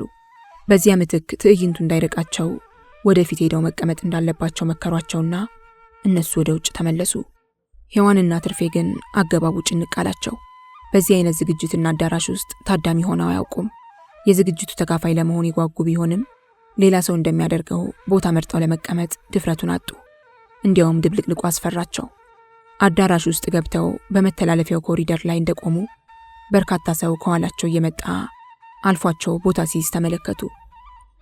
እንደምንም ጨከኑና በአዳራሹ መሃል አካባቢ ከቆሙበት የመተላለፊያ ኮሪደር በስተቀኝ በኩል በርካታ ባዶ ወንበሮች መኖራቸውን በማየታቸው ወደዚያው ለማለፍ ወሰኑ። ሔዋን ከፊት እየመራች ትርፌ ከኋላ እየተከተለች በሰው እግር ስር እየተሽለኮለኩ በሚያልፉበት ወቅት ሔዋን ድንገት ተወላከፈች። ውይ ይቅርታ ብላ ወደ ተወላከፈችበት ሰው ቀና ብላ ስትመለከት ክው ብላ ደነገጠች። ያወላከፋት ሰው ካሁን በፊት የምታውቀው ነው። በድሉ አሸናፊ። አይተሽ አትራመጅም እንዴ አላት በድሉ እንደ መንሽ የገጠጡ ጥርሶቹን ገለጥ አድርጎ በሀፍረት ፈገግታ አይነት እያያት። ሔዋን ግን ስትራመድ በነበረችበት ወቅት ታደርግ የነበረውን ጥንቃቄ አስታውሳ ያ ሰው ሆን ብሎ እንዳወላከፋት ገብቷት እየተናደደች ዝም ብላ ወደ ባዶ ወንበሮቹ አለፈች። ከትርፌ ጋር ፈንጠር ብለው ለብቻቸው ተቀመጡና እንደ ማንኛውም ሰው የሙዚቃውን መጀመር ይጠባበቁ ጀመር። ዝግጅቱ ደግሞ በጣም ተጓተተ። ለ12 ሰዓት ጥሪ የተደረገ ቢሆንም ነገር ግን ከ1 ሰዓትም አለፈ። በዚያው መጠን ታዳሚው ጀምሩ በሚል የድምፅ ጥሪ ያፏጫል፣ አንዳንዴም ያጨበጭባል፣ አልፎ አልፎም ያጉረመርማል። በዚህ መሃል ሔዋን ከአንዴም 2 ጊዜ ወደ በድሉ አሸናፊ ገልመጥ ባለችበት ወቅት እሱም ማከታትሎ እንደሚያያት ተገንዝባለች። ልክ ከምሽቱ 1 ሰዓት ተኩል ሲሆን በመድረኩ ላይ ለየት ያለ ነገር መታየት ጀመረ። መጋረጃው ሙሉ በሙሉ ተገለጠ። የሙዚቃ መሳሪያ ተጫዋቾች ከነ መሳሪያዎቻቸው ለተመልካች አይንገጫሉ። ተጨበጨበላቸው። ወዲያው ከወደ ጀርባ በኩል አንድ ቀላ ረዘም ያለ ልጅ እግር ሰው ብቅ አለና በቋሚ ብረት ላይ ተሰክቶ የነበረ የድምፅ ማጉያ ነቅሎ ያዘና እጅ ነሳ። ለሱም ተጨበጨበለት። አመሰግናለሁ አለና ቀልድ ቢጤ ጣል አድርጎ ቀጣይ የሙዚቃ አይነቶችንና ዘፋኞችን አስተዋወቀ። ምስጋናውን ተቀብሎ ወደ ጀርባ ክፍል ገባ። ያን ተከትሎ 3 ሙዚቃዎች በተከታታይ ተሰሙ። ያስተዋዋቂ እንደገና ብቅ አለ። ድምፅ ማጉያውን ይዞ እጅ ያንሳል አለ። ተጨበጨበለት። እስቲ እንደገና። አሁንም ተጨበጨበለት። የሙዚቃ ድግሱ ገና ያልተነካ መሆኑን አበሰረና አሁንም 3 ሙዚቀኞች እንደሚቀርቡ አስተዋውቆ ተመለሰ። ወዲያው አንድ ጠየም ሰልከክ ያለ ድምፃዊ ብቅ አለና የድምፅ ማጉያውን ከተሰቀለበት ቋሚ ብረት ላይ ያነሳ። ሙዚቀኞች አስቀድመው መሳሪያቸውን መጫወት ጀምረዋል። ድምፃዊውም ማዜም ጀመረ። አስታውሽኝ ያላንቺ ማናለኝ ብሎ ገና የዘፈኑን አዝማች ግጥሞች ሲጀምር ሔዋንን አንዳች የትዝታ ማዕበል ልቧን አናወጣው። ከቁጥጥሯ ውጭ በሆነ ስሜት ትርፍዬ ብላ ከጭኗ ላይ ውድቅ አለች። በዚያው ድፍት እንዳለች ሆዷ እስከሚንቦጫቦጭ ወገቧ እስከሚርገፈገፍ ድረስ ስቅስቅ ብላ ታለቅስ ጀመር። ምን ነው ታለሜ ምን ነው አለች ትርፌ ለራሷም ድንግጥ በማለት። ከጭኗም ላይ ልታነሳት ሞከረች። ሔዋን ግን በእጅ አላለችም። ይልቁንም በትርፌ ጭን ላይ መሸጎጫ የምትፈልግ ይመስል የባስ ትጣበቅባት ጀመር። የሔዋን ድንገተኛ የትዝታ ማዕበል የተነሳው አስቻሉ ጽፎላት ከነበረ ደብዳቤ ነው። ከ7 ወራት በፊት የጻፋት ብቸኛ ደብዳቤ ከሔዋን አይምሮ ሊወጣ የማይችል መልእክት ይዛ ነበር። ደህና መድረሱንና ወደፊት ቋሚ አድራሻውን ሲያውቅ ሁሉንም ነገር አጠቃሎ እንደሚገልጽላት ከጠቆመ በኋላ በስተመጨረሻ ላይ የትዝታ ግጥሞችን ጣል አድርጎባት ነበር። መች አሰብኩት ነበር መሄድ ከሲዳሞ ካንቺ አይን መራቁን መለየቱን ደሞ ወይ ድሌ ጠሞ ወይ ሰዎች ጨክነው አወጡኝ ከመንገድ እቅዴን አምክነው ማስተዋልን ላጡ ይብላይ ለነሱ እንጂ ለኔስ አንቺ አለሽኝ የልቤ ወዳጅ አንቺ የዘላለሜ የኔ ፍቅር መውደድ ምንጊዜም አትርሽኝ አስታውሽኝ የኔ ሆድ። ሔዋን ያችን ደብዳቤ የፊት መስታወቱ አድርጋት ጠዋት ማታ ስታያት ቆይታለች። አስቻለው በዚያች ደብዳቤ ላይ ስጋና ደሙ ያለ እስኪመስላት ድረስ አምልካታለች። እያባባቻትም ታስለቅሳት ነበር። ዛሬ ታዲያ ድምፃዊው በመረዋ ድምፁ በሚያሳዝን ዜማ አስታውሽኝ አስታውሽኝ ሲል በመስማቷ አስቻለው ትዝ ብሏት ነው የማልቀሷ ምክንያት። ወደ ቤታችን እንሂድ አለቻት ትርፌ ግራ ሲገባት። እሺ ተነሽ አለችና ሔዋን እንባዋን እየጠረገች ፈጥና ቀናለች። ዝግጅቱን አቋርጠው መውጣት ይፈቀድ አይፈቀድ የሚያውቁት ነገር አልነበረም። ግን ጨክነው ተነሱ። ካሁን ቁጭ በሉ አትነሱ የሚል ድምጽ የሚሰሙ እየመሰላቸው በመጨነቅ እርምጃቸውን ቀጠሉ። በአዳራሹ የቀኝ ግድግዳ ጥግ ባለው መተላለፊያ መንገድ ላይ ተከታትለው ወደ መውጫው በር አቀኑ። ብዙ በተራመዱ ቁጥር ከልካይ እንደሌለ እየገባቸው ሄደና በመጠኑም ቢሆን ዘናሉ። ከአዳራሹም ወጡና ቁልቁል ወደ ቤታቸው የሚወስደውን መንገድ ተያያዙት። ከምሽቱ 2 ሰዓት ተኩል አካባቢ ሆኗል። በርካታ ሕዝብ ወደ አዳራሹ ስለገባ የከተማዋ መንገዶች ጭር ብለዋል። ግራና ቀኝ መንገድ ዳር ባሉ ቡና ቤቶች የቴፕ ጩኸትና የሰካራሞች ጫጫታ ጎልቶ በሚሰማበት ሁኔታ የሁለቱ ብቻ መንገድ ላይ መታየት እጅግ ያስፈራ ነበር። ሁለቱ ጆሮ ለጆሮ ገጥመው ግራና ቀኝ ገልመጥ እያሉ ሲራመዱ ከቆዩ በኋላ ንብረትነቱ የዲላ ማዘጋጃ ቤት ከሆነው የሕዝብ መድኃኒት ቤት አካባቢ ሲደርሱ ከኋላቸው አንዲት ቶዮታ መኪና መጣችና እነሱን አልፋ እንደመሄድ ካለች በኋላ እንደገና ወደ ኋላዋ ትሽከረከር ጀመር ወደ እነሱ ደግሞ በቀኝ በኩል ታጥፈው 02 ቀበሌ ውስጥ ግሪን ፓርክ ተብሎ ከሚጠራው መዝናኛ በታች ወደሚገኘው ቤታቸው ሊያመሩ ሲሉ ሾፌሩ ከመኪናዋ ላይ ወርዶ ወደ እነሱ ሲራመድ አዩት። ደንገጥ ብለው እያዩት ሳሉ ካጠገባቸው ደረሰ። ምን ነው በምሽት ብቻችሁን አላቸው። ለሰላምታ እጁን በተለይ ወደ ሔዋን እየዘረጋ። ሔዋን የሰውየውን ማንነት ወዲያው አወቀች። በድሉ አሸናፊ ነው። እጇን መዘርጋት ትታ ወደ ትርፌ ደገፍ አለች። አይኖቿ ግን በበድሉ ላይ ስክት አሉ። በድሉ አጭር ወፍራም ነው። ከአንገቱ ማጠር የተነሳ ጭንቅላቱ ትከሻው ላይ ቁጭ ያለ ይመስላል። መልኩ ጠቆር ያለ ጠይም ነው። 4 የፊት ጥርሶቹ ወጣ ብለው ገጠጥ ያሉና አይኖቹ ትናንሽና ድፍርስርስ ያሉ ናቸው። በዕለቱ ጥቁር ቆዳ ጃኬት በነጭ ቲሸርትና ነጣ ያለ ሱሪ ለብሷል። የእግዚአብሔር ሰላምታ ልነፈግ እንዴ አላት በድሉ የዘረጋውን እጁን ወደ ክንዷ አዙሮ ያዝ ያደረጋት። ልቀቀኝ አለችው ሔዋን በጨለማው ውስጥ ፊቷን ጨምደድ አድርጋ እያየችው። የማነጋግርሽ ጉዳይ አለኝ አላት ክንዷን ጠበቅ አድርጎ በመያዝ። ልቀቀኝና እንሂድ መሽቶብናል አለችው ሔዋን አሁንም ክንዷን ለማስለቀቅ እየታገለች። በመኪና ደርሳችኋለሁ። አያስፈልግም ቤታችን ቅርብ ነው። ቅርብ ከሆነ ታዲያ ምን አስቸኮልሽ? ሔዋን ንድድ አላት። ክንዷን ደግሞ ጥብቅ አድርጎ ነው የያዛት። አሁንም እየታገለች ልቀቀኝ አለበለዚያ እጮሃለሁ አለችው። እጮሃለሁ ሲል በድሉ የሔዋንን ቃል ደገመው። አዎ እንዳልጮህ ከፈለክ ልቀቀኝ። እኔም እጮሃለሁ አለች ትርፌም። እስካሁን ድረስ ካሁን የሚለቃት መስሏት ዝም ብትልም አሁን ግን የበድሉ አያያዝ አላምር አላት። አሃ እንደ ከዚህ ቀደሙ ልታስደበድቢኝ ነዋ አላት በድሉ በተለይ ሔዋንን አየት እያደረገ። መቼ አስደብድቤ ያውቃለሁ? ረሳሹ? ሔዋን በድሉ ምን እያለ እንደሆነ ሊገባት አልቻለም። በእርግጥም ጩሄ የሚል ስሜት መጣባት። ነገር ግን በዚያ ጭር ባለ ቦታና ሰዓት ማን ሊደርስላት እንደሚችል አታውቅም። በእናት ልቀቀኝ አለች አዝኑ እንዲለቃት ለመለማመጥ። በሉ ለሚባለው ሰውዬ ስለኔ ምን ብለሽ ነግረውሽ ነው ሊደበድበኝ የተነሳው? እሱ ሰው አይደባደብም። የተሞከረብኝ እኮ እኔ ነኝ። ምን አደረክ ብሎ ይደበድብሃል? በማለት ትኩር ብላ ስትመለከተው በድሉ የታችኛውን ከንፈሩን ነክሶ መሬት እያየ ያስብ ጀመር። ያስታውሳል በድሉ ሔዋንን በሸዋዬ ቤት ውስጥ እጇን ጎትቶ ፍራሽ ላይ ሊያስቀምጣት በሞከረበት ሳምንት ውስጥ ነበር። ከአንድ ቡና ቤት ውስጥ ብቻውን ቁጭ ብሎ በሚጠጣበት ወቅት በሉ በዚያ ቡና ቤት ውስጥ ገባ ሲል ሁለቱ ይተያያሉ። በሉ ጠጋ ብሎ ሰላም ካለው በኋላ አጠገቡ ቁጭ ይላል። ወዲያ ያናግረዋል። ይቅርታ የኔ ወንድም መቼም ባይን እንተዋወቃለን። አዎ ይለዋል በድሉ ፈዘዝ ብሎ ከነበረበት ስሜት ነቃ እያለ። ላነጋግር የምፈልገው አንድ ጉዳይ ነበር። ምን አይነት ጉዳይ? ሸዋዬ የምትባል መምህር ታውቃለህ? ሲል ይጠይቀዋል። አዎ አልፎም ቢሆን ወደ እሷ ቤት የምትሄድ መሰለኝ። ምን ነው? ሔዋን ከምትባል እህቷ ጋር የተለየ ጉዳይ አለ ወይ ደግሞ ሊኖርህ የምትፈልገው ነገር ይኖር ይሆን? አልገባኝም የኔ ወንድም ካለ በኋላ በድሉ በደረቁ ፈገግ ብሎ በሉን እያየ እርግጠኛ ነኝ ፖሊስ አይደለህም? ትክክል ፖሊስ አይደለሁም። ልነግርህ የምፈልገው ግን ያቺ ልጅ እጮኛላት። ስለዚህ ላትጠቅምህ ነገር አንተን ባትለፋ እሷንም ባታስቸግራት ልል ፈልጌ ነው። ቅር ይልሃል? ይህንን ለመግለጽ ራሷ ልጅቷ ትበቃለች። የአንተ ጣልቃ መግባት ያስፈልግ አይመስለኝም ይላል በድሉ ፊቱን ኮስተር አድርጎ። ጣልቃ መግባት አይደለም በድሉ፣ ጣልቃ ገቦችን ማስጠንቀቅ ፈልጌ ነው። ሳታውቀው ላደረግከው ነገር ይቅርታ ይደረግልሃል። ከእንግዲህ ወዲያ ብትሞክር ግን ሰው እየተዳፈርክ መሆኑን አውቀ ብታስብበት ብዬ ነው። ብታስብበት በማለት በድሉ ቃሉን ይደግመዋል። ጨርሻለሁ ብሎ በልሁ ትቶት ይሄዳል። ይህ ብቻ አይደለም። በወቅቱ በድሉን ትዝ ያለው ነገር አንድ እቅዱም እንደከሸፈበት አስታወሰ። ሔዋን ጓዟን ጠቅልላ ከቤቷ በወጣች ዕለት ሸዋዬ ያላሰበችው ዱብዳ ሆኖባት የምታደርገውን አታ ተሸብራ ነበር። ሔዋን ከታፈሱ ቤት የገባች መስሏት አይኗን በጨው አጥባ ከታፈሱ ቤት በመግባት ታፈሱን ራሷን ጠይቃት ነበር። ታፈሱ የሰጠቻት መልስ ደግሞ ሔዋን እኔ ቤት ልትኖር አትችልም፣ የራሷን መኖሪያ አግኝታለች፣ ከእንግዲህ አታገኛትምና ባትለፊ ጥሩ ነው የሚል ነበር። የታፈሱ መልስና የሔዋን ድራሽ መጥፋት የበለጠ ሲያሳስባት አድራ በማግስቱ ደግሞ ሔዋን መሰረተ ትምህርት ወደምታስተምርበት ጣቢያ ሄዳ አገኘቻት።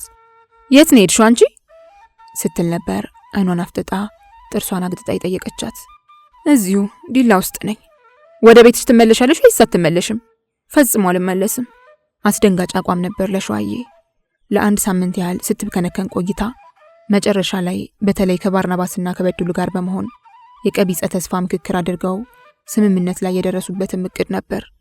ሸዋዬ ያላስታራቂ ሔዋንን ለምናም ቢሆን ልትታረቃት እናታችን ጠርታናለችና ክብረ መንግስት ደርሰን እንምጣ ብላ ልታታልላት፣ ሔዋን ስራይስ ያለቻት እንደሆነ በአንድ ቀን አድርሶ የሚመልሰን ሰው አለ ልትላት፣ እሺ ካለች በድሉ አለታ ወንዶ ድረስ ይዟቸው ሊሄድና እዚያው አለታ ወንዶ ከተማ ውስጥ መኪና የተበላሸች ብሎ እየጎረጎረ ሊያስመሻቸው፣ ከዚያም ማረፊያ ሆቴል ይዘው ሊያድሩና በድሉ ሔዋንን ሊደፍራት፣ ከዚያም እዚያው አለታ ወንዶ ሰነባብተው ሔዋንን ሊያባብሉና ሊያላምዱ አስበው ነበር።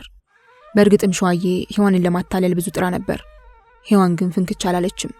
የእናቷ ጥሪ ትንሽ አሳስቧት በመማከር አይነት ሸዋዬ ያለቻትን ሁሉ ለታፈሱ ለበልሁና ለመርዕድም ነግራቸው ነበር።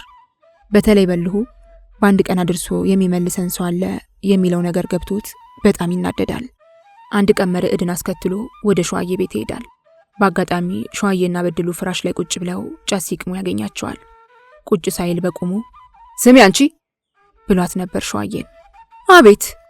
ሸዋዬ በድንጋጤ ኩርምትምት እያለች እየሰራሽ ያለሽው ነገር ያልታወቀ እንዳይመስልሽ፣ ዳግም ሔዋን ወደምትሰራበት ቦታ ብቅቲና ወዮልሽ። ሔዋን እንኳን በአንድ የከረከሰች ቲዮታ አውሮፕላን ብታቀርቢላት አስቻለው ሳይመጣ ክብረ መንግስት አትሄድም። ገባሽ? ካለ በኋላ በልሁ ቀጠል አድርጎ ይህ ለአንቺም ሆነ ለባለ መኪናው የመጨረሻ ማስጠንቀቂያ ነው በማለት እግረ መንገዱን በድሉንም ወረፍ አድርጎት ነበር። ደግነቱ በድሉ ምንም አልተናገረም እንጂ አንድ ቃል ተንፍሶ ቢሆን ኖሮ በልሁ እዚያው ሊደፍቀው ከጀል አድርጎት ነበር። እሺ ነበር ያለችው ሸዋዬ በድንጋጤ ድምጿ እየተቆራረጠ። በድሉ አሸናፊ ታዲያ ይህን ሁሉ ውርደት ተሸክሞ ሲኖር ጠላቱ አድርጎ የሚያስባት ሔዋንን ነው። ዛሬ ያ ሁሉ መጥፎ ስሜት መጣበትና ግን በአንቺ የተነሳ ሲደነፉብኝ የምኖር ይመስልሻል ሲል ክንዷን ጠበቅ እያደረገ ጠየቃት። ምን አድርጊ ነው የምትለኝ አለችው ሔዋን ጮክ ቆጣ ባለ አነጋገር። የምትሰሚ ከሆነ አንድ ነገር ልነግርሽ ፈልጋለሁ። ሌላ ጊዜ ትነግረኛለህ። ሌላው ጊዜማ የምነግርሽ ነገር እውነት መሆኑን የምታረጋግጭበት ነው ብሎ በድሉ ክንዷን ነቅነቅ አደረጋት። ሞኝ አትሁኚ። ኤርትራ የሄደ ሰው ይመለሳል ብለሽ ወርቃማ ጊዜሽን በከንቱ አታሳልፊ አላት። ሔዋን ድንገት በረጅሙ ጮኸች። የመጮሃ ምክንያት ቀድማ እንዳሰበችው በድሉ እንዲለቃት ብላ አልነበረም። ያስቻለውን ከኤርትራ ያለመመለስ ጉዳይ ከተለያዩ ነገሮች ጋር አያይዘው እውነትም ሊቀር እንደሚችል ድንገት ታይቷት ደንግጣና ተሳቃ ነው። አስቻለው ከመዘግየቱ በተጨማሪ አንዳንድ ጊዜ ሰዎች ስለ ሰው ሲያወሩ እገሌ ኤርትራ ዘምቶ ነበር፣ ነገር ግን አላ ይባል ሞታ ይባል ይኸው ደብዛው ጠፋ ሲባል ደጋግማ ሰምታለች። የበድሉ አስተያየት ከዚህ የመነጨና እውነትም አስቻለው በዚያው የሚቀር መስሏት አንጀቷ ተቆርጦ ነው። በድሉም ጩኸቱ አስደንግጦት ወዲያው ለቀቃትና ወደ መኪናው በመሮጥ አስነስቶ ተፈተለከ። ሔዋንም እያለቀሰች በትርፌ ድጋፍ ወደ ቤቷ አመራች። በልሁና መርዕድ የትርፌንና የሔዋንን የሙዚቃ ምሽት ቆይታ ሊጠይቁና በዚያውም ትንሽ ሊያጫውቷቸው በማሰብ ከምሽቱ 4 ሰዓት አካባቢ ሄደው ከቤት ሲገቡ የሔዋንን ስሜት ልውጥውጥ ብሎ አገኙት። ምን ነው ሄዩ፣ ሙዚቃው አስለቃሽ ነበር እንዴ ሲል በልሁ ፊት ለፊቷ እንደቆመ ጠየቃት። አይ አለችና ሔዋን እንባዋ ባይኗ ላይ ግጥም ሲልባት ወደ መሬት አቀረቀረች። ምንድነው ችግሩ በማለት በልሁ የያዘቻትን ወረቀት ተጠራጠረና ከእጇ ላይ ንጥቅ አድርጎ ሲያያት ያቺው ያስቻለ የመጀመሪያም የመጨረሻም ደብዳቤ ሆና አገኛት። ዛሬም እዚያው ነሽ አላት ቆጣ ብሎ።